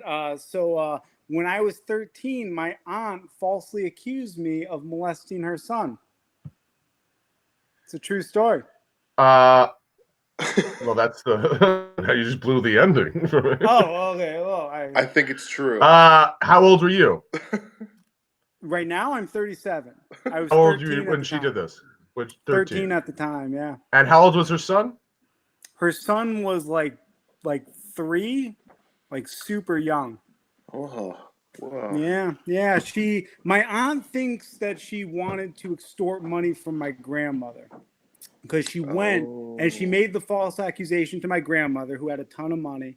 And my grandmother then told my dad and opened up this whole DCF investigation, this whole police investigation. And then DCF and the police told her that she would, of course, that her son would have to meet with the child psychologist. And she refused to have her son meet with the child psychologist. And then so DCF and the police threw out the investigation and declared it unsubstantiated. Wow. So what you're saying is that kid learned how to keep his mouth shut. No, I am, Dan. I will tell you this: it was the most traumatic thing that ever happened to me was being falsely accused of this, and of course, of course, yeah, it kind of made me. I actually talked about it on a stage for the first time. I guess this past year, not too long ago, a few months ago. Not a few. Well, it was in December. In December, I talked about it on stage. That's when you text me about it. Yeah, that's when I texted you about it, and it's kind of been this thing that like it was pretty much the main reason why I went into stand-up comedy was my life. I was told after after it was declared unsubstantiated, my family tried to sweep the false accusation under the rug. They tried to sweep everything under the rug, and so So I obviously think this is true. yeah, it's a true story. Yeah. Me too. I don't think. I'm trying to talk about it more and like So that's on good. stages and stuff like that. And so when you told me about this interrogation game, I'm like, oh, this is an opportunity to talk about, Absolutely. my So how'd you obviously I suppose you don't talk to your aunt anymore. No. What about your cousin? You know what? No. You know what? No one's seen him for basically because she was exiled from the family after this. Yeah. And her and her sons, everybody was her family was exiled from the family after that. And I heard he's like a lawyer now out in California. The recording of my girlfriend right now, she recorded it when I talked about it from. I record everything stage. too. You know what I mean? Yeah, and so basically, from what I understand, I put it up on YouTube, the recording, and my aunt, I guess, said that she sent it to the aunt that falsely accused me. And so so I'm sure Wow. Yeah, so the whole family heard the recording and everything, and yeah. It was definitely. You know what? So you think it was a money grab? You said. I think it was that. I think it was a money grab. Or you don't think she was just mistaken? Like she was like, "Oh, this kid's acting weird," and blah blah blah. And he said he was hanging out with you. No, I think it was a money grab. The reason I think it was a money grab is because when DCF and the police told her that her son would, of course, have to meet with the child psychologist, that's when she withdrew the accusation. And so I think she knew like, oh yeah, I'm in trouble. So So the recording of you it was like the recording of you doing it on stage? Yeah, well, the recording of me talking about it on stage. So in December, I went to a comedy show and I talked to my buddy Steve who ran the comedy show, and I was like, hey, can I go up last and I want to tell this story. And he didn't know what the story was, and I went up, and it was the first time I like cried while telling it and stuff. Like it was the main reason I got into stand-up comedy was I was told by my family basically like, don't like this tragedy happened to you, this trauma happened to you, but don't talk about it ever. People just wanted me to keep my mouth shut about it for my whole life, and part of the reason I got into stand-up comedy was to talk about it, really. So it's like it's kind of like in a weird way. So now I kind of take the opportunities when they come up to talk about it. Can I ask you? It's actually like a serious question. It was like because this is got to be actually like a very trying time, especially for a parent. But when I don't know because your boy pulls out, but no, he doesn't. But if you like when they talk to you about it, did they actually like? Did they believe you like right away? Well, there's a couple of things. They did. They believed me right away, but then also they hired a lie detector person, a professional lie detector person. Yeah, polygraph. A polygraph person, and they paid him. It cost so much money in order to do it. Tons of money. It was this dude who like did it for like murder, like people who were accused of murder and stuff. And like one of those people for the state of Connecticut. And there was all these witnesses that came. I got hooked up to all this stuff, and the polygraph, proved my innocence. The polygraph showed that I'm innocent. It's bullshit science. That's bullshit science, though. The polygraph, so just in fairness. Well, I'll say this. As a kid, you're not able to beat it. Exactly. Which you're not. Basically, it tracks whether or not like your heartbeat goes up when you're saying answers and stuff like that. And so as a kid, you're not able to beat it. There's no way. Unless you are literally like Jeffrey Dahmer in the making. But so then so like it's which so far impossible. It's impossible as a kid to do something like that. And prove my innocence. The polygraph test proved my innocence.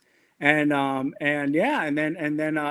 after that, polygraphs, of course, they're not something you can bring into court.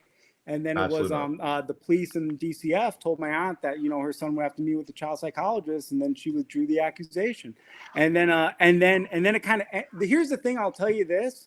This is why I always get really kind of pissed off with the whole male privilege or whatever, you know what I mean, and stuff. Because here's Me the too, thing bro. is she didn't get punished whatsoever. They just, when she withdrew the accusation, they just basically threw it in the trash. Yeah. And then went on. And that to me is Dude, unfair, man. She should be in jail. I 100% actually agree with you on this. Unless you went on the same route of that they don't publish the raper's name, the person who got raped. I didn't say guy, not a guy, but someone who gets raped. But they publish the accused name, the person who is accused of being raped, or child, or anything like that. They'll publish that in a newspaper article. It's like, well, now you're condemning them without condemning them. Yeah. So now they have a name. Their name is out there. No matter what, you're linked with this child molestation. You know what I mean? And if it comes out that it's not true, you should fucking go to jail now because you ruined this person's reputation. I firmly believe they should have forced an investigation, and she should have gone to jail. Yes. Yeah. But what it was is when she withdrew the accusation, the police and DCF just threw it in the trash. Yep. Yeah. Wow, that's fucked up. But that's fucked up. So Franco, top that. It's like the fucking oysters all over again, man. What are you doing? Dude, I'll be right back. I have to take a leak real quick. I'll be right back. All right, cool. I have another question though. So, all right. So, when you went on stage, did you treat it like a bit, like a joke? Did you write it down?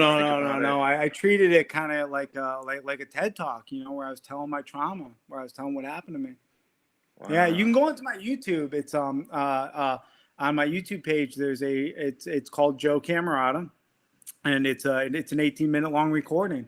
It's an audio recording, but I still put it on YouTube, and it's me telling the story. Wow, I'll definitely I'm gonna check it out after this. Yeah, for sure. Yeah, please do. Yeah, it was definitely, and I will say, being falsely accused of something like that, it did put this sense of entitlement inside of me that I can't wash off, where people try to tell me to to behave a certain way, and I'm like, fuck you, man, you don't know me. Yeah. And you don't know where I've been, you don't know where I came from, you don't know the trauma I've been through. So yeah, and it's also I can't imagine what that does, especially at an age 13. Sorry about that, lads. That's all right. Because it's me, I have dude, I'm constantly, I'm anxiety city, right? So even when I'm telling the truth to somebody, I still in my head I'm I don't want to sound like I'm lying, even though I'm telling the truth. So then I start thinking, what if they think I'm lying? So I can't imagine, and that's with simple shit. So I can't imagine Oh yeah, no, it I'll tell you, it made me incredibly dissociative right away. It definitely, it makes you start watching it made me start watching the world like a movie right away. I immediately didn't trust any authority whatsoever. Yeah. Me neither, bro. Dissociative. Yeah. We're not gonna take it.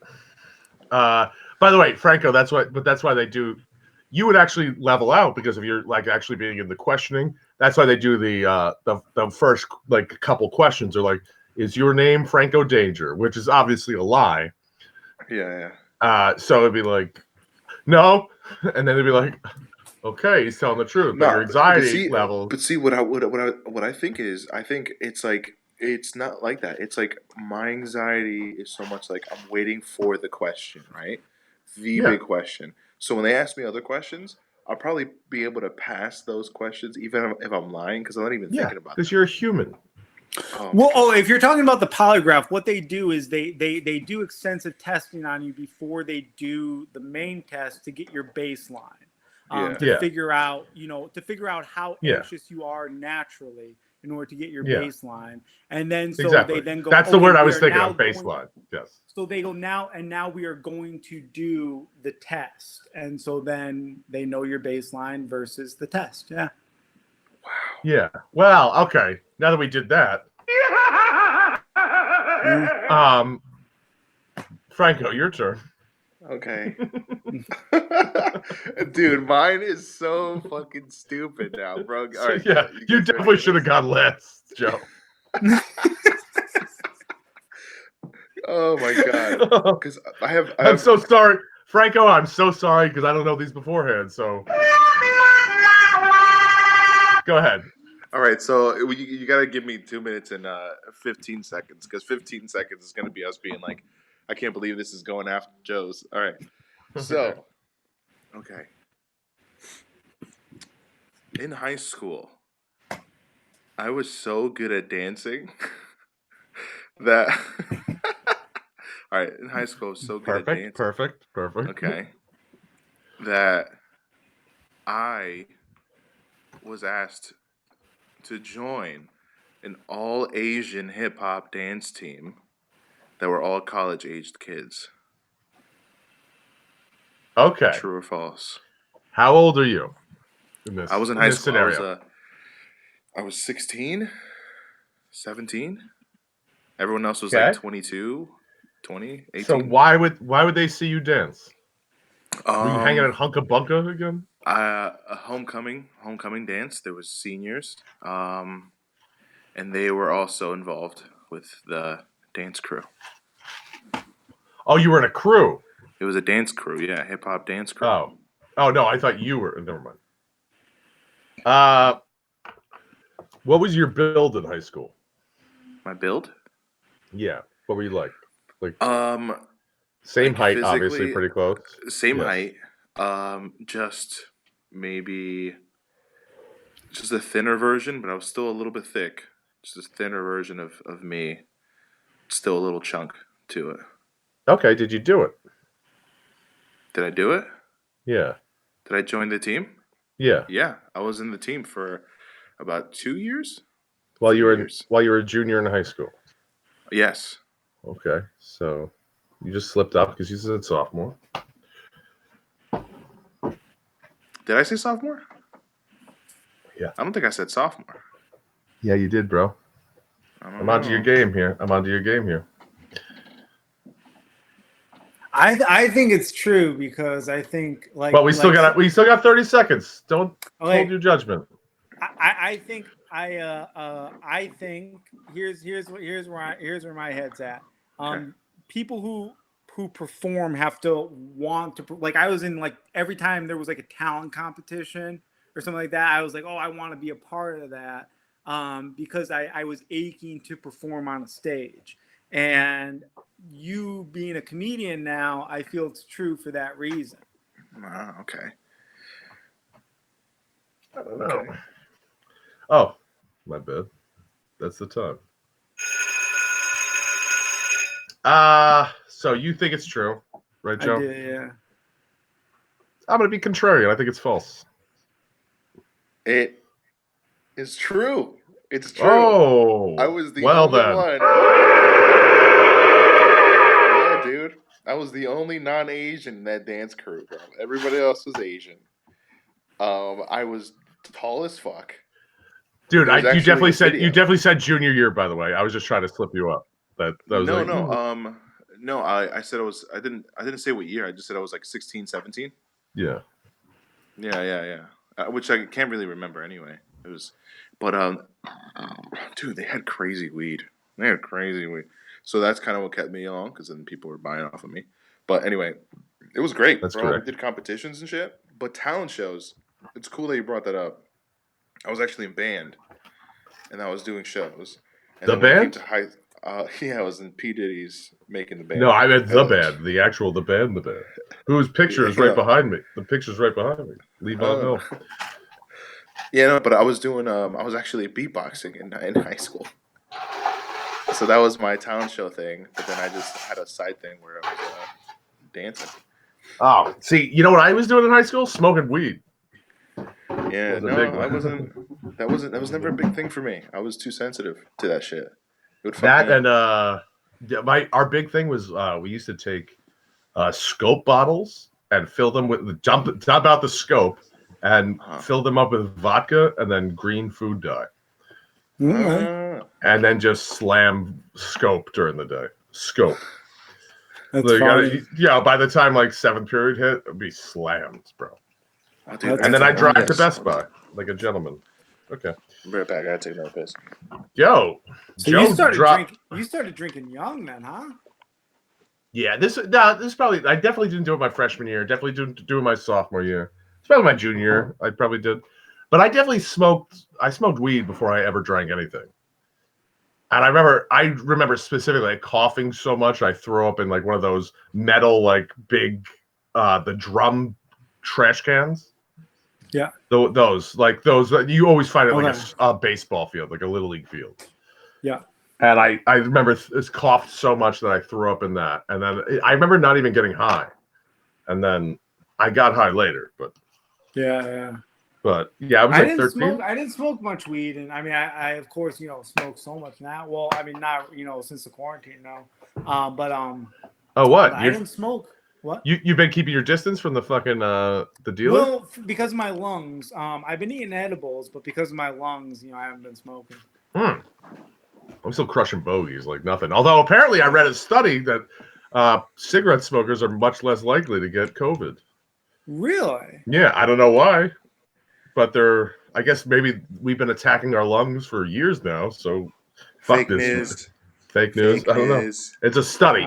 It's not. They didn't declare it a law of science. It's just a study that's been going. Okay, dude. Go ahead. Sorry, go ahead. Well, I was gonna say, speaking of lie detectors, before. Yes. Have you guys ever seen the show? I think it's called To Tell the Truth. Yeah. No, I've never seen it. Yeah, I saw it on the Game Show Network a few times.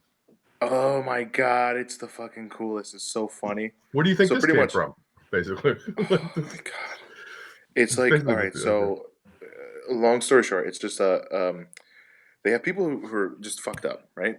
They bring their families to this game show. They take a lie detector test before the show starts, right?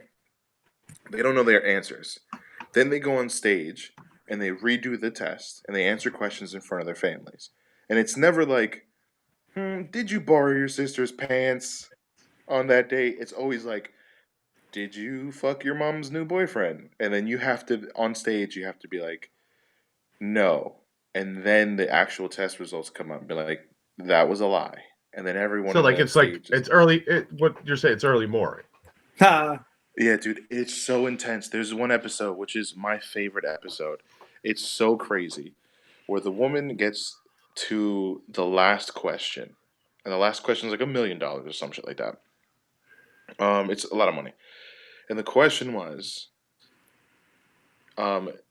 did you know that your father slept with an underage woman? And she starts crying, and the family starts like tearing up, and they're like, "What the fuck is going on, bro?" And tell me it's the mother. She goes, "Yes," right? And there's like a pause, and then the voice goes, "That's true," and the crowd goes, "Yeah, yeah, you won!" And everyone's like, "Yeah, you just won like mad money!" And everyone's like happy and jumping around. And I'm like, "What the fuck? This is the wrong reaction." The fuck am I watching, bro? And at the end, the guy ends up explaining that, like, yeah, I was a Mormon or some shit like that. We had a bunch of wives, and one of them was like 17, and she was like, it was consensual or blah blah blah blah, all the shit.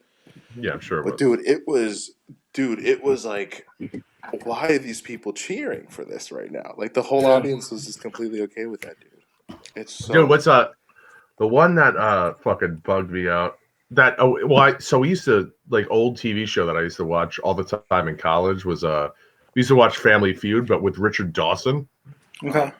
And every time he kissed a woman, we would drink. We would drink.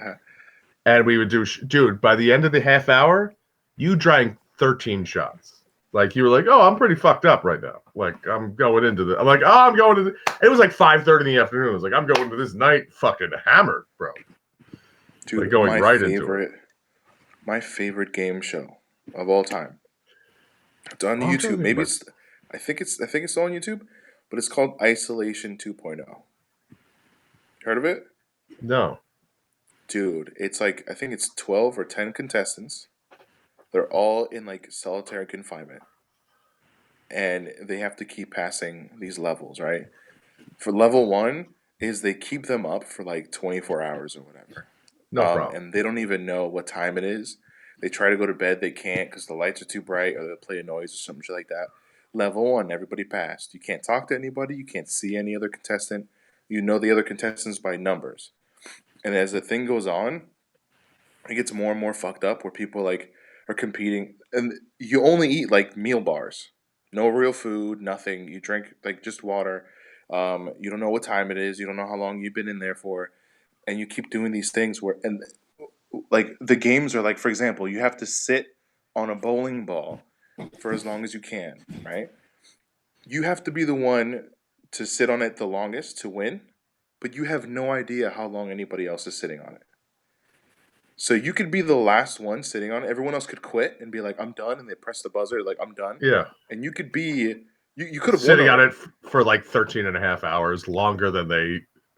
Yeah, because you have no idea. You're like, I don't want to be the last one. I got to win this one.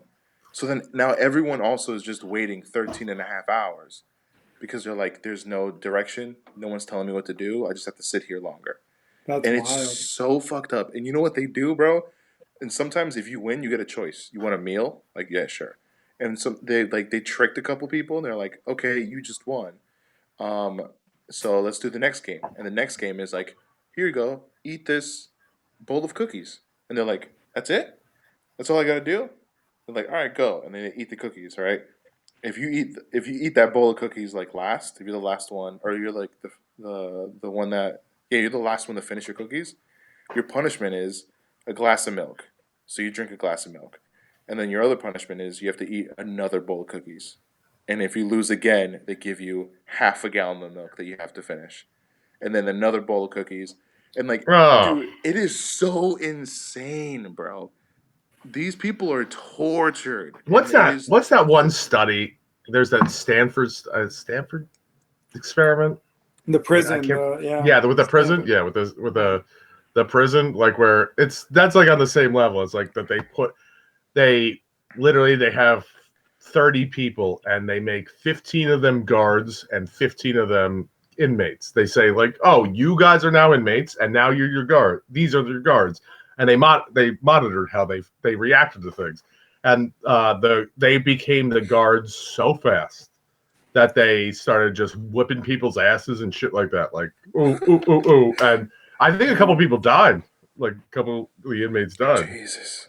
It's definitely like I was listening to this interview with Jon Stewart where he talks about how, you know, the cool thing about America is we're really trying to not be tribal here. Like we're really trying to create a melting pot here in America. And he goes, that's kind of, you know, it's a very admirable thing because it's going against something that is somewhat ingrained into humanity. We're tribal people, you know? That's very true. And I often think about, man, I look at myself as a comedian and I trust other comedians and I don't trust really people who aren't comedians. Like I really don't. Yeah, I agree. I'm very tribal like that. You know what I mean? I even recognize it in myself. Yeah. It's definitely a tribal thing. Yeah, well, I also like, but also it's one of those things, by the way, the way your lights fixed, it's right above your head. It looks like you're always having a great idea. like, wait a minute. Yeah, I know what to do. No, I thought you just had a great idea. You're a brilliant man, sir. Thank you. Yeah, no, I agree with that. Yeah, I agree with that. Like sometimes, and if I know someone's a comic, I could at least talk to them for a while. Like I can talk to them for like 2 hours about nothing, and we'll go back and forth, even if I don't like them. So that goes a long way. I don't know. It's I'm bad at that. I'm bad at one-on-ones. no, you're not. You're not as bad as you think you are. You just like, dude, I've had plenty of conversations with you that you overthink it. Well, I mean, well, we have like, all right. For example, like if I met or if do you think if all right, so Joe, do you think if you met a comic you've never met before, you met him for the first time, face to face, you think you could still be like, all right, I can have a good conversation because you're a comic? I can. It's not every Absolutely. comic, but it's more often than not. I noticed Yeah. that the biggest it's not every comic. Don't get me wrong, but I can Yeah. sense within really at my age, I'm almost 37 right now. At my age, I can tell within 3 minutes whether or not I fucks with you, and Yeah. I just find the greatest percentage of it, for any group. If you take any type of person, I guess I would say artists in general have the greatest number of percentage that I fucks with. But even deeper, comedians. And I think it's because comedians, and here's the thing is, I think I hate that tribalness that humanity has, even though I probably can't escape it myself. And so I gravitate towards comedians more so than any other grouping of people. And I think to myself, oh, it's us versus them, comedians versus the rest of the world. But even still, the thing that I love about comedians is comedians seem to be fighting against themselves. They don't seem to be fighting against somebody else. No comedian, for the most part, comedians aren't trying to beat out another comic. They're just trying to do better than their last set. So it's even though it's definitely people can't escape that tribal nature. Comedians, I think, are self-aware of that tribal nature, and they're a group of people that are trying to keep it to a minimum more so than anybody Yeah. else. Yeah, I guess. I guess I get what you're saying, but there's plenty of people like I guess no, it's definitely from like my young years of being a comedian. It's like that there's people I hate. Oh yeah, and of course. Yeah. and every one of them is like it's like well documented. But even like someone like Franco that I recognize like when I'm talking to them and I realize you're anxious talking to me or whatever, like that I can see you like not looking me in the eyes or like darting back and forth. Like I notice it. It's like I'm gonna put you at ease, man. It's like it's all right. Like we're all gonna be fine here. Like hey, Yeah. I was just be like, hey, that was a great set, man. That was a great set. I know, and I know how to nurture that. And as opposed to someone like Joe said, and I was about to call you Sam again, but No, it's fine. I was like he said, I was literally about like when someone that I dislike does something, it's like, well, they could go fuck themselves. So there's that. And then like if someone that I think is like, oh, that was really funny, and I'm gonna tell them that, and then I get the reaction that I did from the first time that I met you outside of 10th Street, that I'm like, okay. It's like a dog, like kind of like you're petting a dog that doesn't want to be pet, and you're like, no, everything's fine. Everything's fine. Everything's fine. Like one of the things I am surprisingly good at going back is knowing how to fucking weave into situations. Like I've been in bars with literal killers, and I don't mean comedians. I mean they've killed people and they're in jail now, and I've had a great time with those people. Well, On the other hand, don't doubt, dude. I don't doubt that for a second. yes, Yeah, there's two guys specifically that I know that are in jail for carving out someone's heart. Yeah, They're in I jail don't for doubt that for a because second, man. over because they owed them $12,000. You're like, okay, 12,000 is really not worth the rest of your life, but okay, do what you got to do.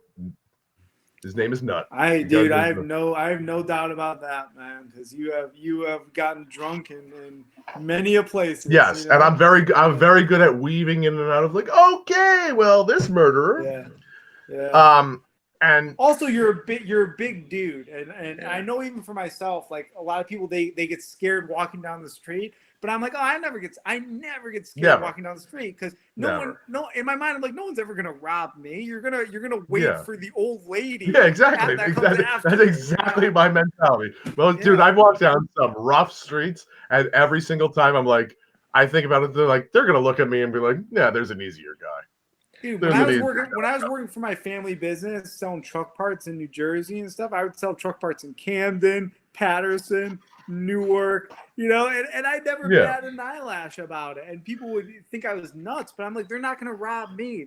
I'm not, you know, they're waiting for the old lady with the purse. Yeah, but dude, if I was 5'4", sure. Like this white dude walking in his hood. Joe, you look Russian as fuck. Like, yeah, you like, do. That's true. You look like if you were in the hood with a briefcase, nobody would touch you, bro. Nobody That's would correct. Even say until Joe, but Joe better be wearing long sleeves because when he keeps going up like that, you can see the hair on his arms. You're like, oh, this guy's Italian. He's Italian. No, see, but I definitely I'm a quarter Jewish, so I got that Russian Jewishness to me. That's true. Valid point. Yeah. See, you guys have the confidence in like, oh, no one's gonna fuck with me because I look the way I do. No, it's not that they don't fuck with you. It's just that they're most of the time, unless they're desperate, they won't. Yeah. It's kind of like how like an old shark really doesn't attack humans unless it's old because it's desperate and can't get food anymore. Yeah. Like it's kind of the same thing. My mentality is like, okay, I'm really hoping what I look like helps me because if someone does try to fuck with me, they're gonna quickly realize I'm a bitch and they can get away with it 100%. You know what I mean? But I don't think you would be a bitch in that moment because you're like a big enough dude. You know? Yeah, you're big enough, dude. You're not small either. In that moment, it's like, yo, I gotta man up, you know? Fight or flight. But also like you like some of them like look at you as not that they could take you down because I'm not saying I'm the toughest guy in the world by no means, but it's just like I'm going to be a problem for you to deal with. Yeah. Like it's going to be so much easier robbing someone else. Yeah, like it doesn't necessarily mean I'm gonna not get robbed because I will, but they're gonna have to work to do it. You know, like because I'm not gonna go out. I'm not gonna be like, okay, you got me, fella, and like call it a day. It's gonna be like, oh, at least, yeah.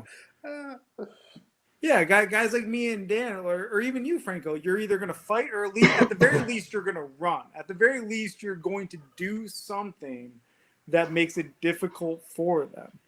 Where the old lady's just like, oh, here's my purse. Okay. See you later. Yeah. But also, like, anything like I'm in the neighborhood for, there's also like a look to it. There's like a look of what you're doing. Like, that's like, it's kind of like a doe-eyed look. Like if you're like, oh, can I buy some drugs? Instead of like, I'm going to Charlie's apartment and fucking like you're focused on where you're going and you don't give a fuck about what's going on around you. Like it's a different mentality. Here's a weird thing. So where I grew up, it's my hometown is pretty, it's suburban, right? There weren't many Latinos, many people that look like me at all growing up here. Wait, you're Latino? Yeah. With a name like Danger? Yeah, dude. So when I would, like, let's say I'm walking past a group of people. They're most of the time they're white or whatever, and I would get the look. I'd get like, oh, what the fuck is he gonna do? Whatever. So I made a habit of being like, how are you? You know, hey, how's it going? Hello, right? Yeah. I'd go to Elizabeth, where my family is, right? And the habit would stick where if people are like eyeing me up, I walk up and I'm like, how's it going? And I just keep on walking. I'm like, that's not the right attitude to have. If you're trying to look tough, you can't walk past somebody and be like, hey, how's it going? Nice weather we're having, fellas, huh? And then just keep moving. Yeah, like you got to walk down those streets like this, like. Yeah. Meanwhile, in my headphones, I'm literally listening to show tunes. Well, you know what's so funny, man? People in New York City, they like act like parts of New York City are the hood, and I'm like, this is not the hood. Like Newark is the hood, Patterson is the hood, Camden is the hood, Brooklyn is not the hood. No, it's not. Dude, when I was a kid, so like when I grew up in Brooklyn, I grew like that's a different story. You know, like I don't know, man. Even back then, it's like this isn't Newark, man. This isn't Patterson. This isn't Bed-Stuy, die or lie? Oh, no. You also didn't go to Williamsburg either. Williamsburg wasn't exactly a nice place to be. That was not a nice place. Like where I lived was fine. was working class bullshit, Bay Ridge, and it was Yeah. fine. But and then I moved out here and got mad soft, so I had to keep like doing push-ups on books and shit. I guess, man, I'll walk through the projects in New York City, no problem, because I'm like, this is nothing compared to the projects in Jersey. This is so nice. That's yeah, some the other projects shit, in bro. Newark, yo, that's some serious shit. That is some Dude, I'll never serious shit, forget. man. Oh, dude, I was walking through the project. This was not even that long ago. This was like maybe a year ago. I have this T-shirt that me and Reggie went to the porn convention in Edison Yeah. over at the whatever it is, and I got a free shirt there that said "God loves porn stars." Yeah. Oh no, Jesus loves porn stars. And I was wearing that shirt. I remember it was last summer, and I was walking through the street, and I was going to some fucking bodega, I don't know, away from, like, it was in the hood of fucking Newark. And this hood ass dude was walking by with his girl, and he saw my shirt. He's like, "Yo, that's goddamn right, son. That's goddamn." And then like he started like eyeing me up, like, and then all of a sudden he said that. I was like, "Oh my god, he just likes my shirt." Yeah. He's like, "You goddamn right, he likes them porn stars." Dude, you want to see the most savage shit I saw, right? I'm at my aunt's house in Elizabeth, right? And I'm playing Xbox. Next thing I know, Before you go into this, I want to hear. I just wanted to say a comment that I got text today is that someone looks like a buffed up, sexy Uncle Fester. That's all I'm saying. That's you, Joe. Oh, Next. nice. Go ahead. Yes. Hell yeah, bro. And a light bulb. Yes, and the light bulb. Oh, the light bulb. Oh, perfect. That's why you fight no nature. So I'm in Elizabeth, right? At my aunt's house. I'm playing Xbox, and I hear fucking 3 gunshots, right? And then what you could clearly tell was a different, it was a different gun. 2 gunshots, way bigger gun, right? Fucking my dad and my uncle run to the window. They're like, "What the fuck just happened?" Because we're waiting for my cousin to come home, right?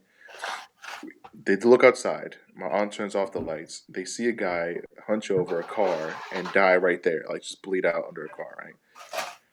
Dude, the people who did the shooting or whatever ran into a house right across the street, right? Perfect. Cops show up. An old lady from that same house that was holding all those people came out and pretended to help the cops. And she was like, "They went that way. This is what their car looked like. It was this, it was that." Right? And we were like, "Yo, that's fucked up," right? And then, like, a few days later, there's candles and shit, and like balloons and like flowers where the guy died, right? And then Sandy hit, right? Power goes out. My aunt calls my dad and says, "You won't believe what I just saw, bro." He was like, "What?" The same old lady walked out the house, took the candles from that guy's like little site, right? And she just brought them inside so she can light her house for fucking Sandy, bro. I'm like, that is full on savagery, bro. Yeah. Yeah. That's cold. Well, man. some reason, some people are.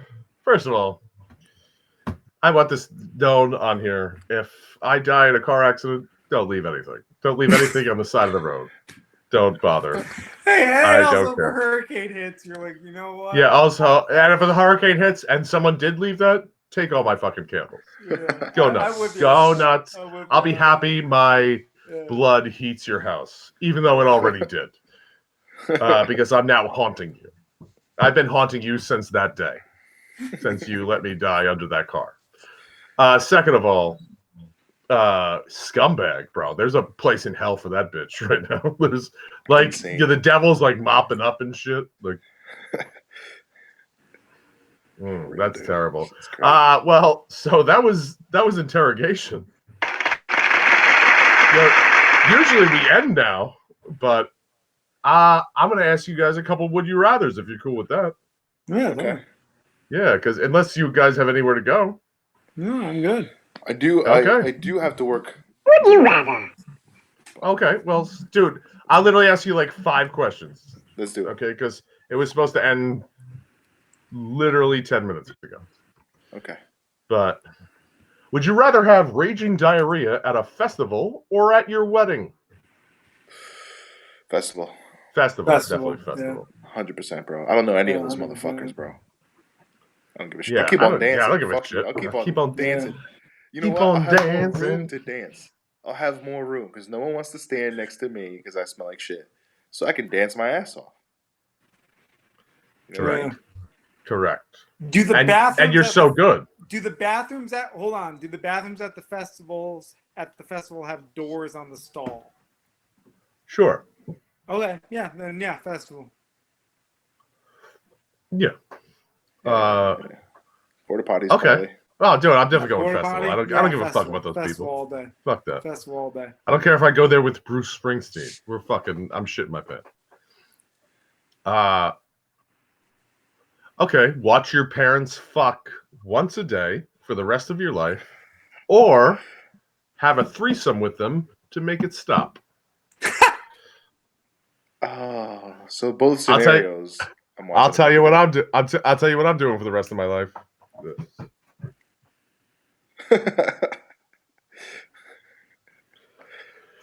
Yeah, I don't think I can get involved, dude. Yeah, I could. Yeah, I might honestly have to could. watch it. Yeah. Yeah. I just for the rest of my life, just like, is it 7 already? Okay. It's 7. That's the time they start or they finish. Have you guys ever walked in on your parents' building? No. No. I have 3 times. 3 times. Oh man.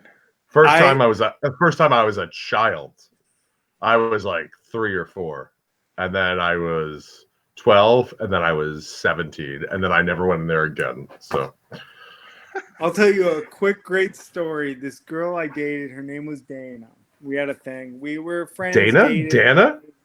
It was me in a wig. Just Yes. you know. Dana. And so anyway, she went to Vegas. This is a story she told me. She went to Vegas with her friend, this girl named Leslie, right? And they meet this dude and this older dude and this dude's son. And I guess he was kind of a rich guy. And the older dude and the son are like, hey, we'll pay for all your shit and whatnot, right? And so anyway, the older dude and the son say to Dana and her friend Leslie, they go, hey, let's go do some cocaine. And so Dana and Leslie are like, fuck yeah, let's do some cocaine. They buy some cocaine. They bring it up to the dude's hotel room, the dude and the son. And the dude and the son are like, hey, they're doing cocaine. And Dana says to Leslie, hey, Leslie, take off your shirt. I want to do a line of cocaine off one of your tits. Okay. So Dana does a line of cocaine off of one of Leslie's tits. And then the dad goes, hey, can me and my son also do that?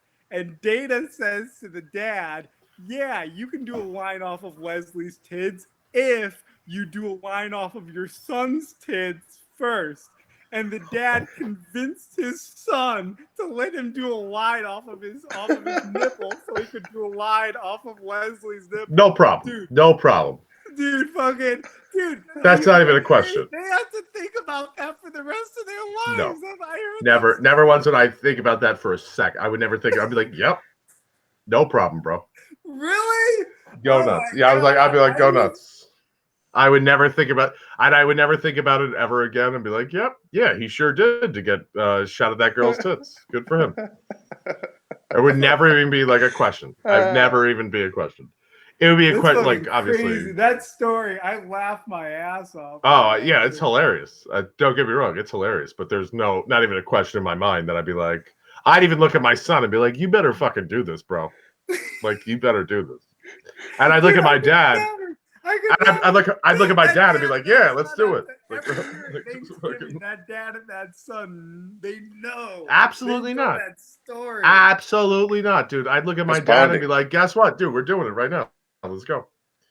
Get in there, old man. That's a bond. Yeah. Wow. Like that's not even a question. That's not even a question. That's easy. I could never. Okay, would you rather have explosive diarrhea for the rest of your life or listen to Nickelback for 12 hours a day for the next 10 years? Diarrhea, yeah. No, you know what? Nickelback, man. Really? Dude, yeah, I don't want Nickelback. Yeah. This is You'll take Nickelback? This is why I'll take Nickelback. It's 10 years. Do I want to be dealing Got with it. explosive diarrhea at 70? Dude, I fucking pretty much have. You're gonna be dealing with it anyway, bro. Except involuntary, and then you're gonna have to wear diapers. But I don't want it to be explosive. Like every day, bro. I got shit I want to do. Yeah, It's and some of that shit you gotta explosive? do. Is shit. I'll nickel back it, bro. 10 years is not that much if you're talking about the rest of your life with explosive diarrhea. We're talking about explosive here. Yeah, I'll just do. Dude, I fucking have diarrhea. How long can you hold explosive diarrhea? Probably what?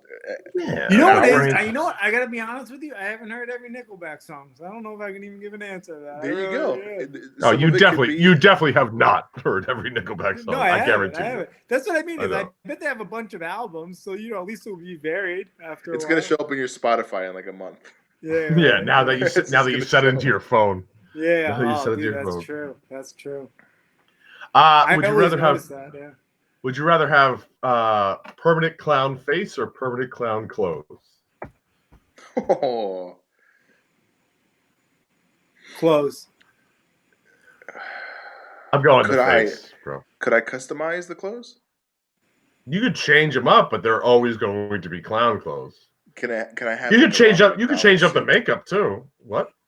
Can I have a Ronald McDonald suit? Yes.